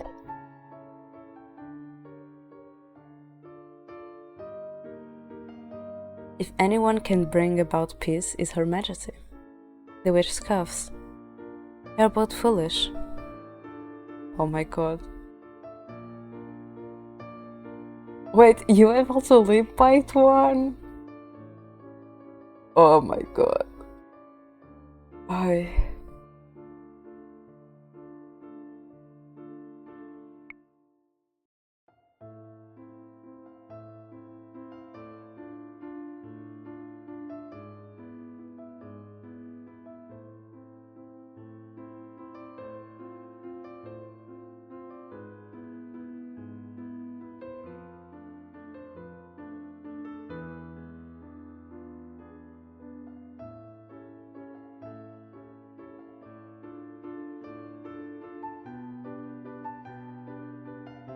I think the lip bite makes it even more cursed. You can try all you like to broker peace. Oh my god, my ears. But you'll never obtain it. Mark my words. Think what you will of my efforts, but I do not think it is foolish to hope. Oh my god. I still think it is all foolishness, but I appreciate it hearing all of this from your own mouth. It is my duty as bearer to watch over the witches of this kingdom. You are included in that duty, even if you do not consider me your queen. I step away from the bars. That is all I came down here to say. Good day. I turn and walk away, Fritz trailing behind me. Your Majesty, that was foolishness, I know. No, that was amazing. You're the most fearless person I know. The two of us make our way back to the above-ground corridors. Thank you for accompanying me, Fritz. Of course, feel free to call me whenever you need me, Your Majesty. I shall. And Fritz? Yes? You can use my name every once in a while, you know? Oh, of course, Queen Diviana. Better. Will you be at the anniversary festival today? Yes, Lady Dejurian gave me the day off. I'll be visiting the bakery today. I heard they have a lot of special baked goods. If you happen to see a stall by the fountain with a floral top, I highly recommend their chocolate and almond croissants. They're exquisite. Never knew Fritz had a sweet tooth. I shall do that. Thank you, Fritz. Until next we meet, Your Queen Diviana. Fritz bows before excusing himself.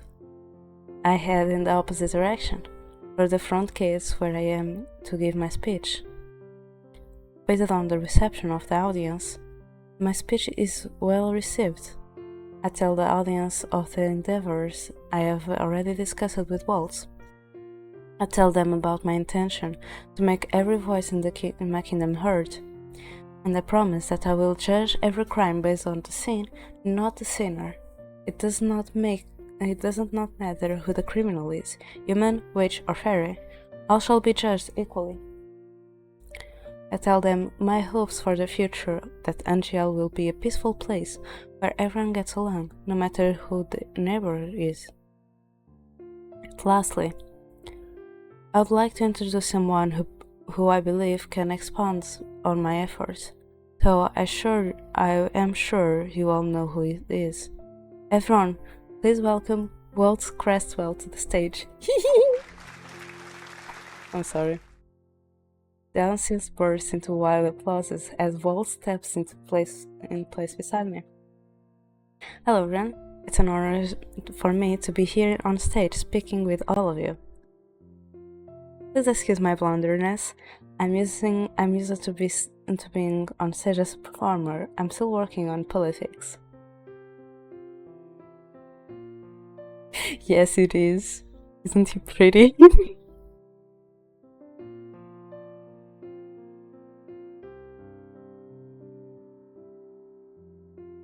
This prompts some chuckles from the audience.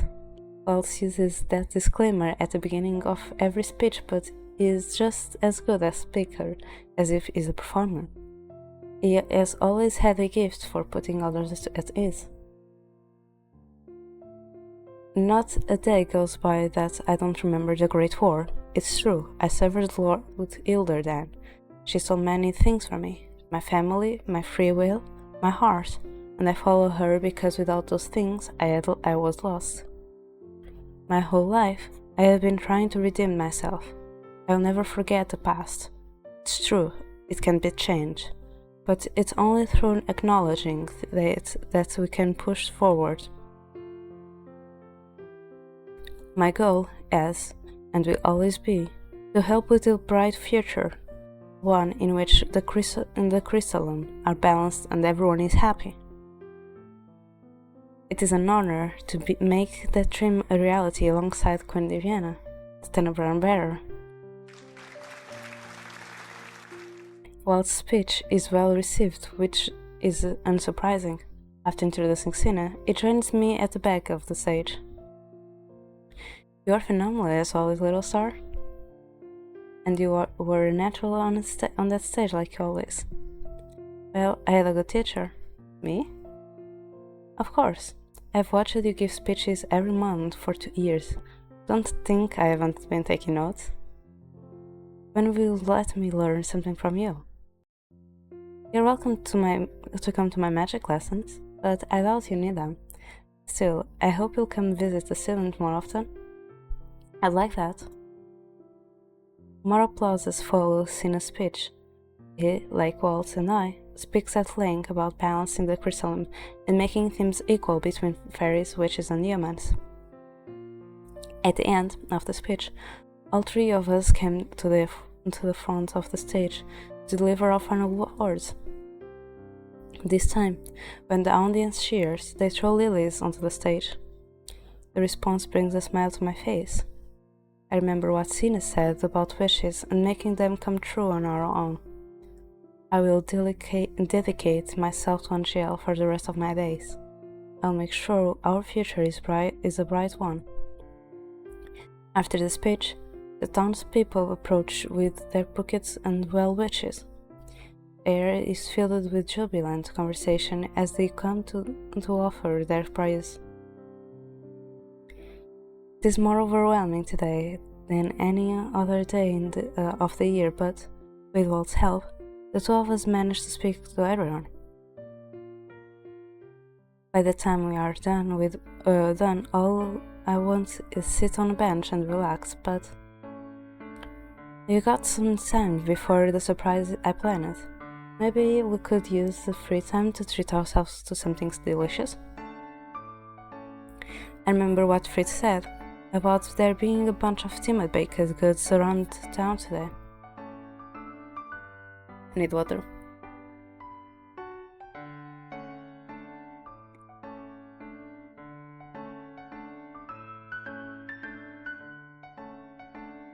Okay. I mentioned some stall with almond chocolate croissants.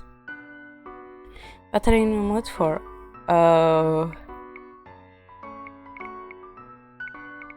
Okay, so this choice is basically croissants, which is Fritz, or candy apples, that is Waltz, because that was like the first thing he bought to us. And this is also his favorite, even though they aren't that good, but it's our husband's favorite and we appreciate it. So croissants is the wrong one.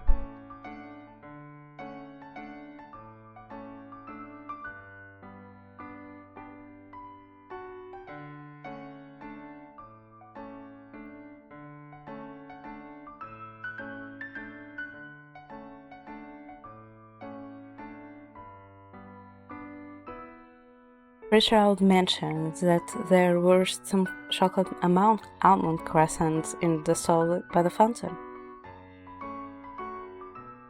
Richard? Were you talking to him about the promotion today? Something like that. Let's raise an eyebrow. Thank you for your claim.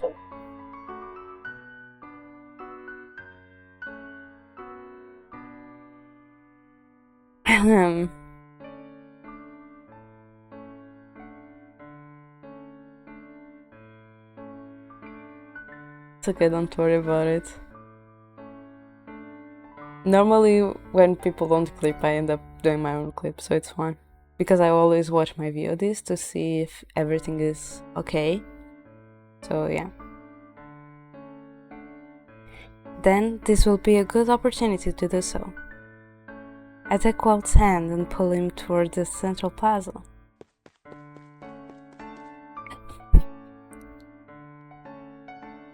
I'm very good thing that she wasn't here when I react to the wedding, though.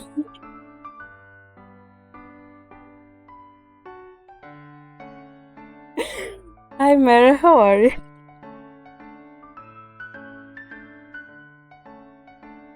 How have you been, my sister? I will clip it. I will finish watching my stream from yesterday, and then I will watch this stream and I will clip it. I always do the clips, so don't worry.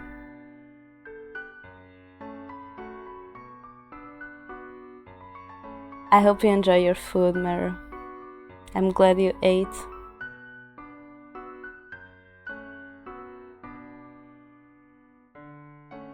I know, right? I'm so happy too.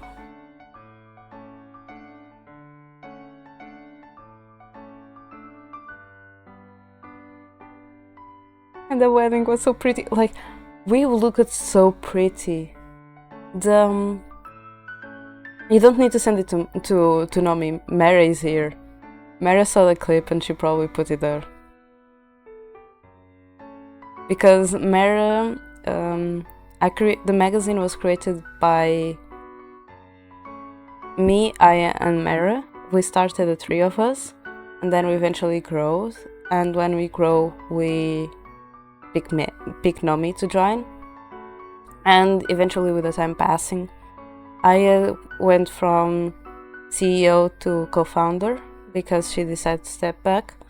I went to CEO, and Mary stayed with COO role, and Nomi eventually went up to CIO, even though before that we had already put her as editor and also like my secretary kind of thing. Okay.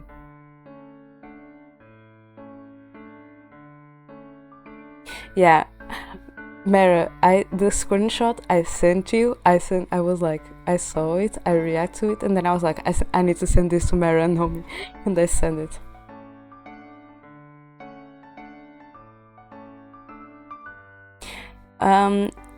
Leo, the thing is, both me, Mara, and Nomi think Waltz is the best boy. In this game, we both like Waltz.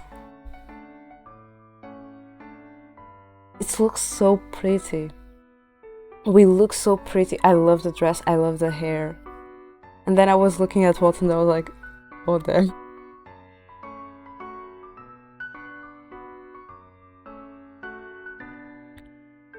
Yes, Leo?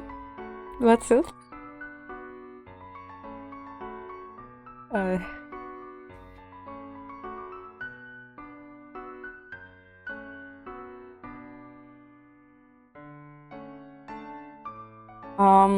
so my order of liking them is the same order as I play in this sequel. It's Rod, Rumpel, Fritz, Karma, and then Waltz. Waltz is the last one because it's the best one, and I saved the best for last. Like, Fritz and Karma are kind of balanced for me, but Karma gets some bonus points on that because there are things I can relate with Karma that I can do it with Fritz. Like, there are things I like more in Karma than in Fritz. Rumpel is just like, as soon as I saw him, I picked the option of hitting him with a tray. And Rod is like the first one because Rod isn't even considered a romantic option for me. Is immediately out at the point that is our stepbrother, even though we aren't blood related, is out because he's our stepfather by marriage. Stepbrother is out immediately because of that. I don't want that.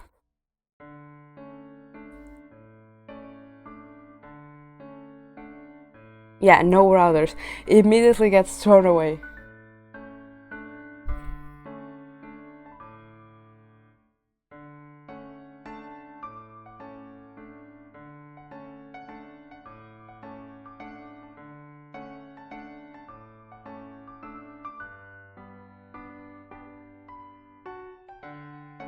I think something I liked a lot in Karma was on the first game, because that was something also you only saw me playing through Rumpel, Fritz and Waltz route, because that was what I missed playing on the first game, because I'd already done Rod and Karma's route first years ago.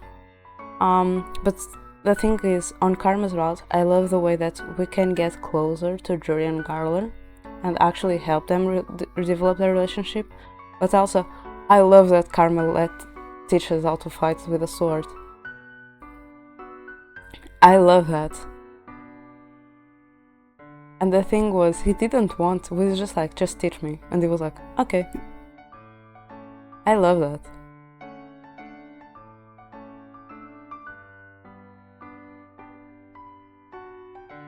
While Fritz only teaches us how to fight on the second game, on this one, because we asked it, and he was really resilient on teaching us.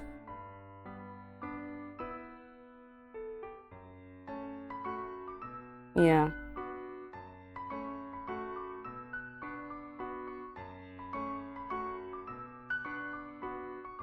Karma teaches us on his routes. That's also why on this game we start the game by having a sword practice with each other, because even though we don't need to fight anymore, we still practice from time to time together. That was how that game started, and that was how we got interested by Julian and Garland, and we discovered that we were engaged to Karma, because Julian was just teasing us like, you should have known your fiance. Yeah, I can't get rest there. It's not difficult to spot the soul Fritz mentioned. The floral top stands out amethyst, all of the other plain colors, and the shelves are filled with delicious-looking croissants. My mouth waters as we approach. The croissants are dusted with sugar and look both flaky and soft. They are big enough to share. Your Majesty. The stall owner bows as I approach. Your speech today was inspiring. She glances at Waltz. As was yours, Lord Waltz. Thank you. Are you here today for a croissant? The woman gestures toward her mouth-watering display. Take whatever you like. I peruse the shelves intently. There are an assortment of flavors I have never tried before, croissants containing all manner of chocolates and jams and fillings. We're looking for the almond chocolate, I think. A friend of ours recommended it. The baker smiles broadly. Your friend wouldn't happen to be Lord Fitzgerald, would it? The woman laughs at me surprised. He's here all the time that night. I'm selling out here today, but normally I sell croissants out of my shop. The Fitzgerald is one of my best customers. The baker hands us a wrapped croissant. She refuses payment when I try to give it to her. Please, this is the least I can offer you, Your Majesty. Waltz and I sit by the fountain to share our dessert. He looks thoughtful as he rips a piece of the croissant off. He pops the piece into his mouth and, after a few moments, sighs contentedly. This is delicious. I take a bite of the croissant and marvel at the buttery softness of it. The taste is exquisite. This really is amazing. Maybe, since I've shared enough of my favorites, we should ask around for recommendations from others. But you give the best recommendations. There's always room for more, so. After the two of us finish our dessert, Waltz stands and offers me a hand. It's about time for your surprise, I think. Last year, Waltz used his magic to craft archways made of lily in the main plaza for me to walk through. I hope he did not go out of his way to do something like that this year. I'm both excited and nervous. Don't be nervous, I know you're going to love it. He winks at me. Would you mind closing your eyes? What? Please? A surprise isn't a surprise if you can see it. He leans closer to me, close enough to whisper in my ear. Don't worry, little star, I'll guide you. Fine if you insist. I close my eyes and hold tight to Waltz's hands, letting him lead me to this surprise location. We're almost there. I hear jubilant chatter as we pass through lively crowds, but I cannot focus on any of their conversations. All I hear is a loud thudding of my own heartbeat, and then I hear the door open. Waltz leans me carefully to an opening. Open your eyes, little star. I open my eyes to find myself in a familiar place. I recognize it immediately, my home away from home, the Martian Tavern. Surprise! I never have seen so many of them together in one frame. I'm so happy right now. This is so pretty. Oh my god.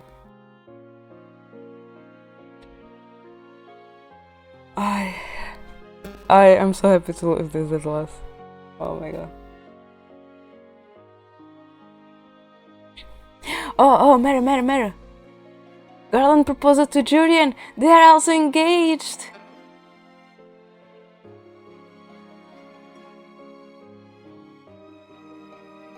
All of my friends stand before me, clapping and laughing at my surprise. I am too shocked to even be embarrassed. It has been a long time, too long, since I saw all of them here together. You're gapping, Your Majesty. Her Majesty has reason to be surprised. It's been years since we are all here.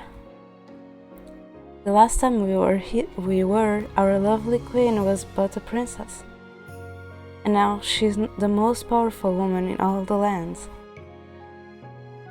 That's some impressive character development. Characters, huh? You speak as if we were characters in a fairy tale. Good thing we aren't, It'd be a little disappointing if this were just a story. Don't say that. Oh.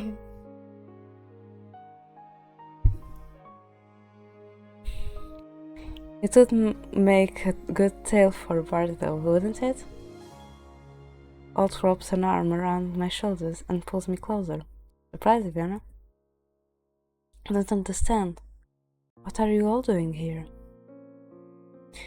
We're here for you, Your Majesty. Oh no, the broom. The broom was missing appearing, huh? The broom was missing its appearance. We haven't let the broom out of the closet for today. Oh no. The broom hops into my arms before I can step away. Thankfully, it does not force me to clean anything. It just seems jittery with excitement. I suppose it is good to see it again, Mr. Broom. The broom hops around, as all in celebration. Despite my best efforts, I cannot stop myself from laughing. Thank the gods Lance wasn't invited. I'm just glad it's not here to steal all the attention away from you. It does not steal the attention away from me.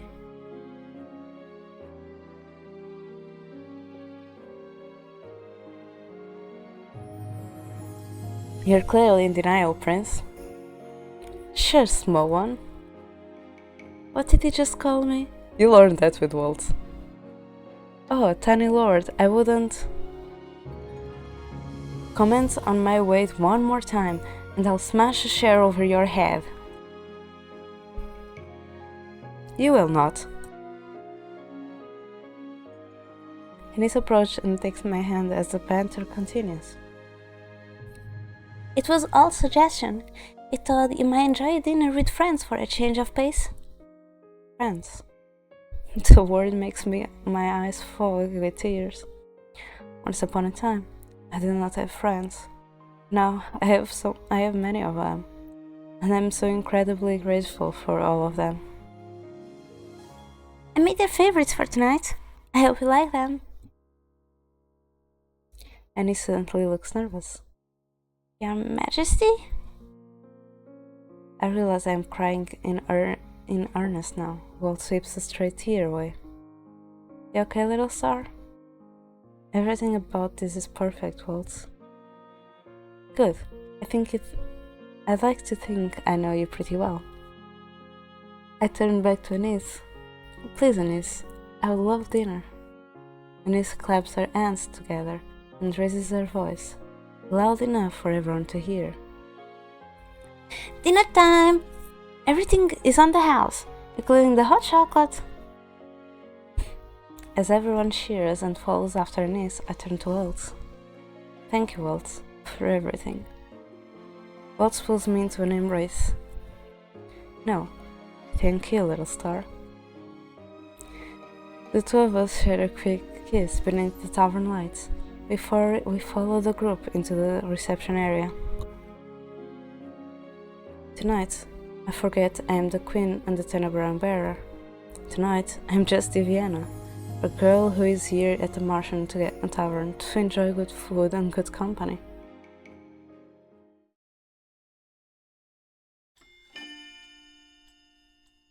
Wait, the sixth chapter is also called Past and Future? What? Oh no, it's our father. The tears are going to come.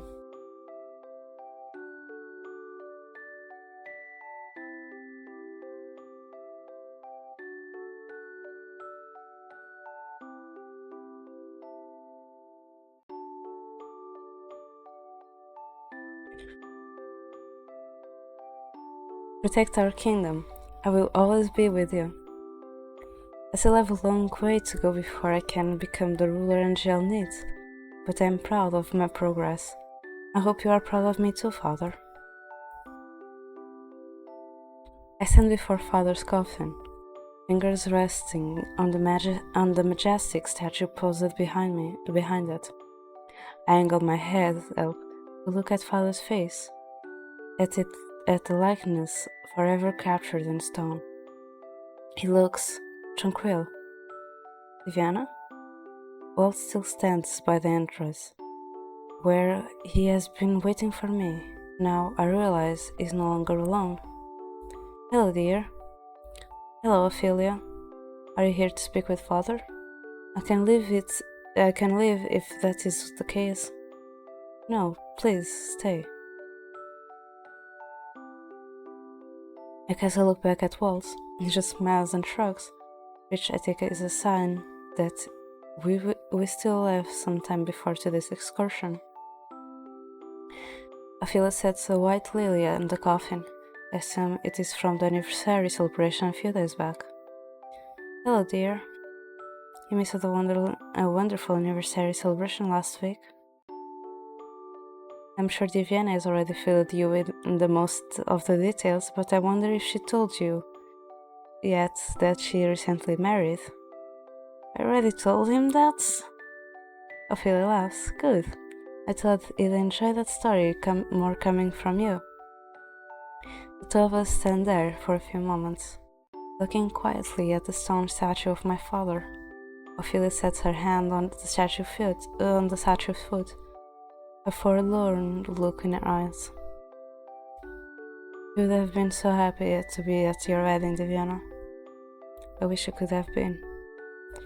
Back when he was alive, not a day went by that he didn't speak about how much he wished he could reconnect with you. And I shunned him. I never held that against you, Diana. He blamed himself for distancing himself for all those years. He called it his greatest mistake. He was smiling in the end, wasn't he? When he passed. Tears come to my eyes and blinding. I wipe at them hastily with the back of my hand. He entrusted me with the kingdom and said he would always be with me. How I wish I could have spent more time together before you passed, father. Diana? Ophelia sets a hand on my shoulders and squeezes. Gennaro is proud of you. Of that I'm certain. How do you know? Because I'm proud of you, and we agreed on almost everything. The words infuse me with warmth. I wipe the last of my tears from my eyes and smile. The effort is much belated, but I am glad we could talk like this, Ophelia. Likewise, it's an honor to be here for the Queen of Angel. She steps away, a thoughtful look on her face as she glances between Waltz and I. You have somewhere to be, don't you? I won't keep you. Thank you, Ophelia. There's no need to thank me, dear. You know I will always be here for you, if you need me. The last thing I see before I leave the room is Ophelia's fond smile, turned on my father's coffin. The love she has for my father shines unfaltered in her eyes. I see now that their love was true. I am glad they have each other. Waltz offers his hand as I near the exit. I am glad I have Waltz. I could not imagine ruling Angel without him. The two of us walked through the tunnels until we reached the surface. Thank you for waiting for me. Of course. Next time I speak to Father, you ought to join in. I think I'd appreciate hearing your perspective on things. My perspective? On the events like the wedding? Oh, all I'd be doing is telling him how beautiful you looked on the altar. The way your eyes glimmered when you took my hands, and your cheeks became all rosy when I leaned forward to... Never mind! Waltz laughs. Your embarrassment is endearing as always. You turn from one corridor into the next and nearly bump into two familiar faces in passing. Ah, Diana! Aren't you both supposed to be in town? Well, hello you two too. Good afternoon. Sorry, Diana, we've been Searching for the princesses.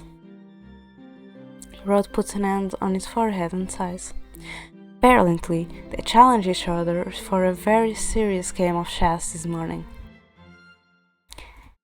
They said it was brotherly tournament and they didn't want spectators, but Em wants to watch Prince Lance play. you're curious too, Rod. I am, but I'm going to watch the game, not a certain someone. That's not fair. Regardless the reason, it sounds like a good time.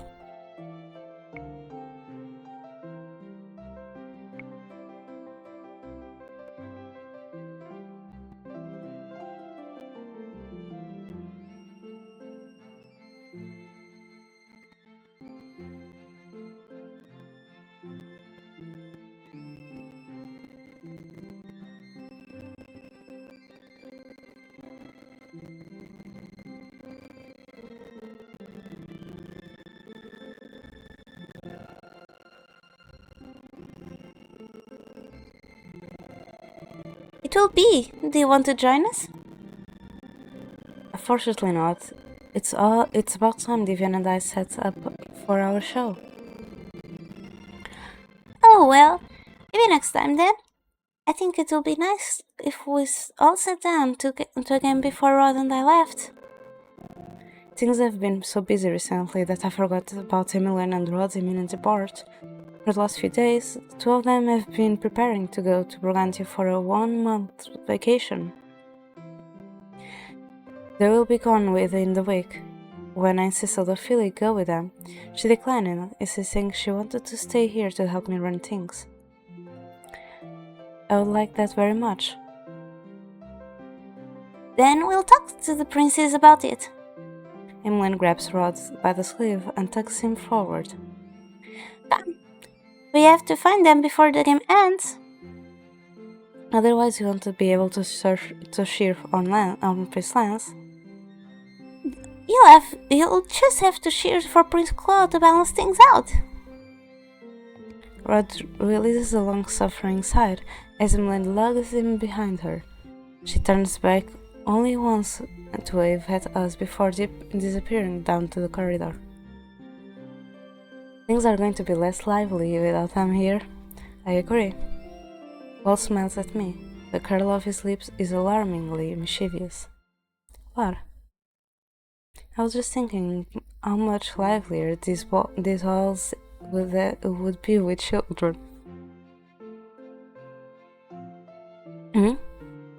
Every time you mention children, I became flustered, as we take steps to make our ideal future a reality.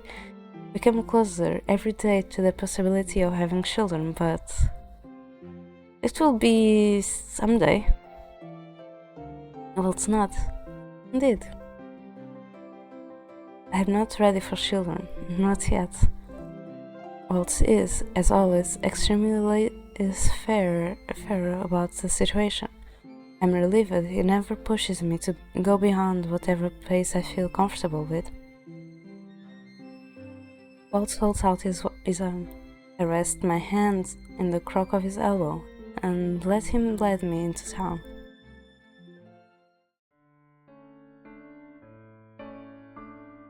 The little decorations from a few days ago still litter in the plaza when we arrive. It looks as if the town has survived the storm of flower petals. It is beautiful. Watts and I have the townspeople as we wander. Night trails us from the distance, watching the proceedings with smiles on their face.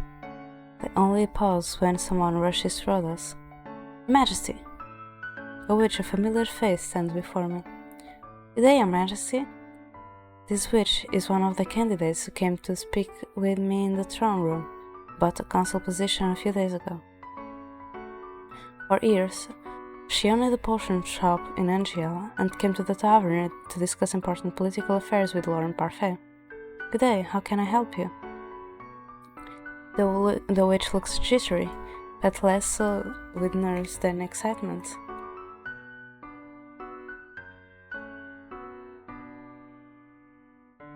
I received your correspondence the other day. Ah, that.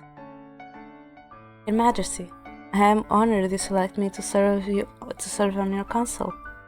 The witch courtesy is low before me. Please, that is unnecessary. It would be my honor to have you. Last night, Waltz and I were up late looking toward vetted applications for the council positions. We sent letters to those we knew who were immediately qualified for the job. This witch was one of them. She received personal commendations from the Lord and many of the other witches working around the palace. I wanted to thank you in person, but I can't put into words how grateful I am. Please, you do not need to thank me. I'm looking forward to working with you during our upcoming meeting. Likewise. The witch bows to me again and then to Waltz. You've come a long way, Waltz Cresswell. I owe it all to Diviana. She's my greatest inspiration. Give me too much credit. Nonsense, it's the truth. The witch excused herself with another deep courtesy before leaving us. You saved Angel all these years ago without my help, and you know. But you were the driving force behind that goal. You always have been, Diviana. Waltz led us the rest of the way to the plaza, and to a very familiar booth. Cine stands beside the puppet booth, a hand on his hip. He is surrounded by children, all of whom clap and cheer when Waltz appears.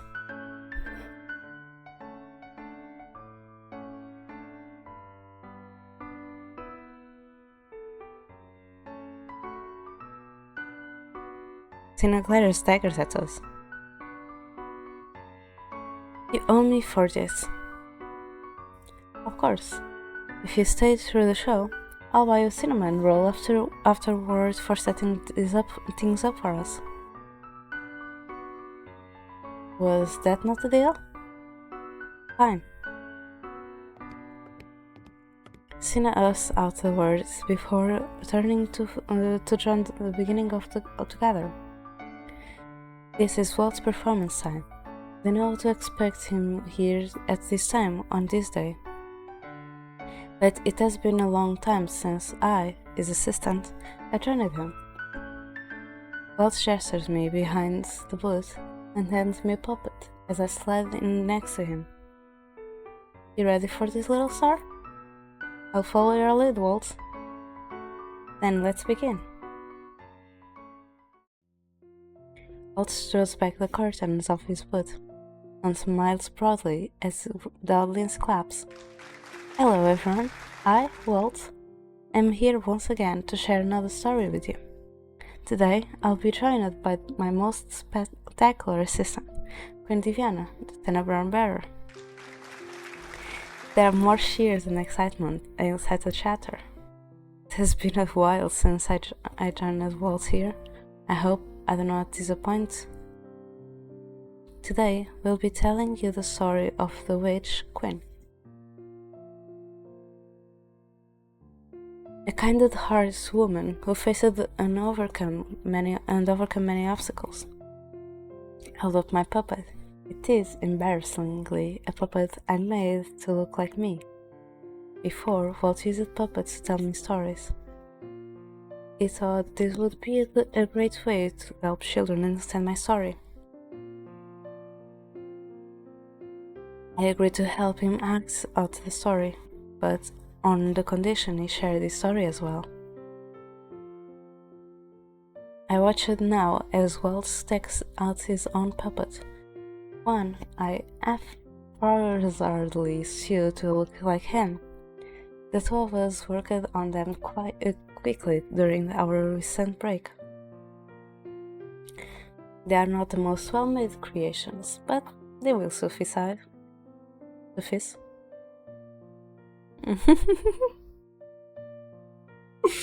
is adorable.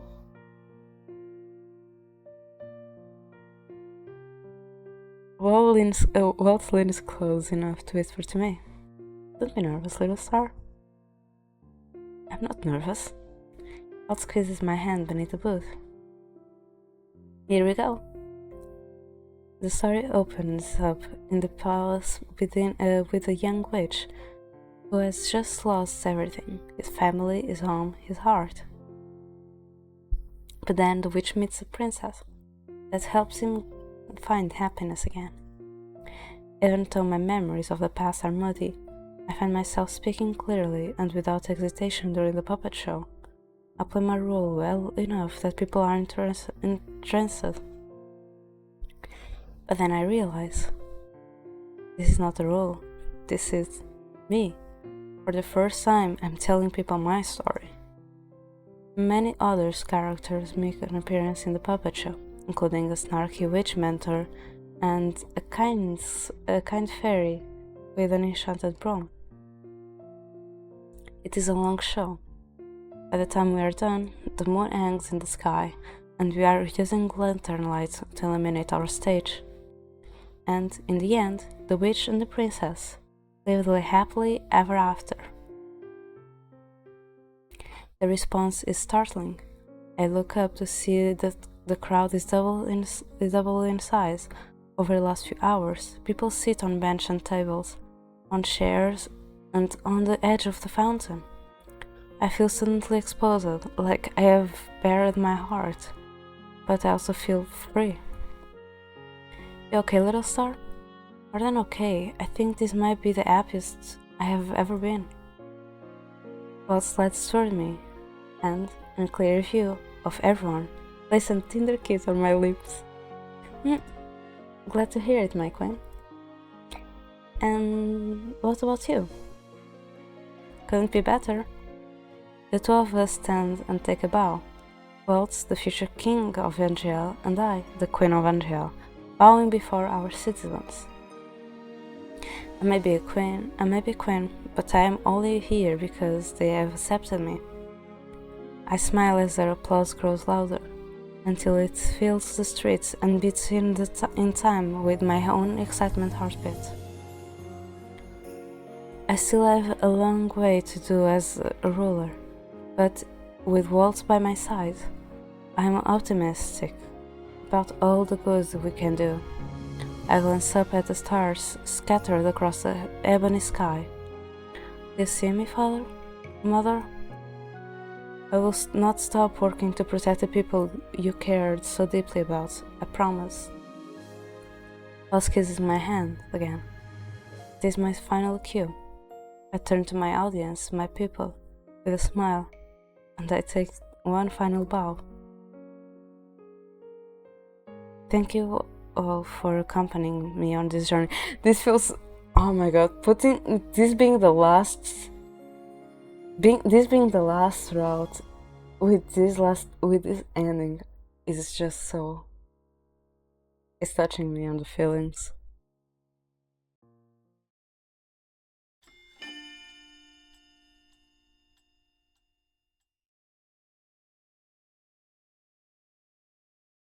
Story time. The achievement I got is called Story Time.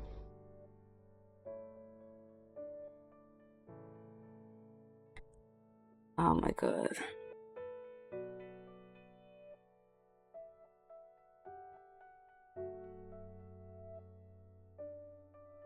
Okay. So we'll end here for today. We'll go back. Let me just switch.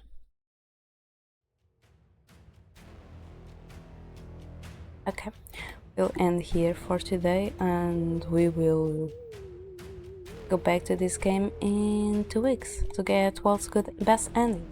So yeah, let's just see who is streaming. I know few added the debut today, but I don't know for how long they plan to go.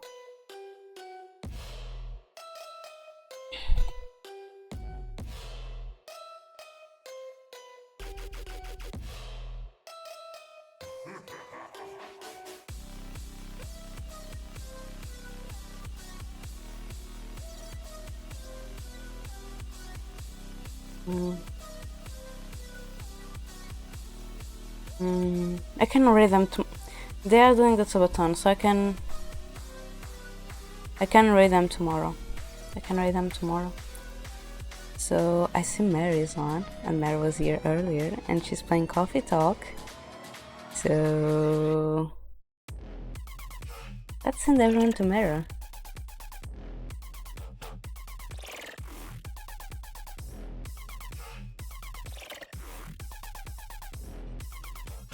So here's the red message for who is sub.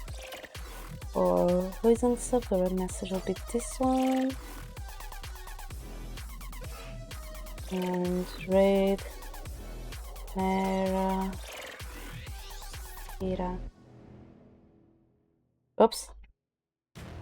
Raid. I didn't write raid properly. Mara Ira. Hi Haya, how are you? Yeah, I'm the only one I need. Yeah.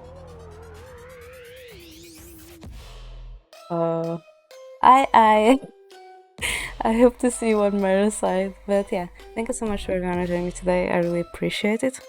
We'll start working on getting Waltz good and best ending in 2 weeks. And I'll be back tomorrow with some Disney Dreamlight Valen, maybe Genshin. So tomorrow will be a morning stream, so 10 a.m. EST, 10 a.m. GMT plus 1, 5 a.m. EST. So yeah, let's send everyone to Mara.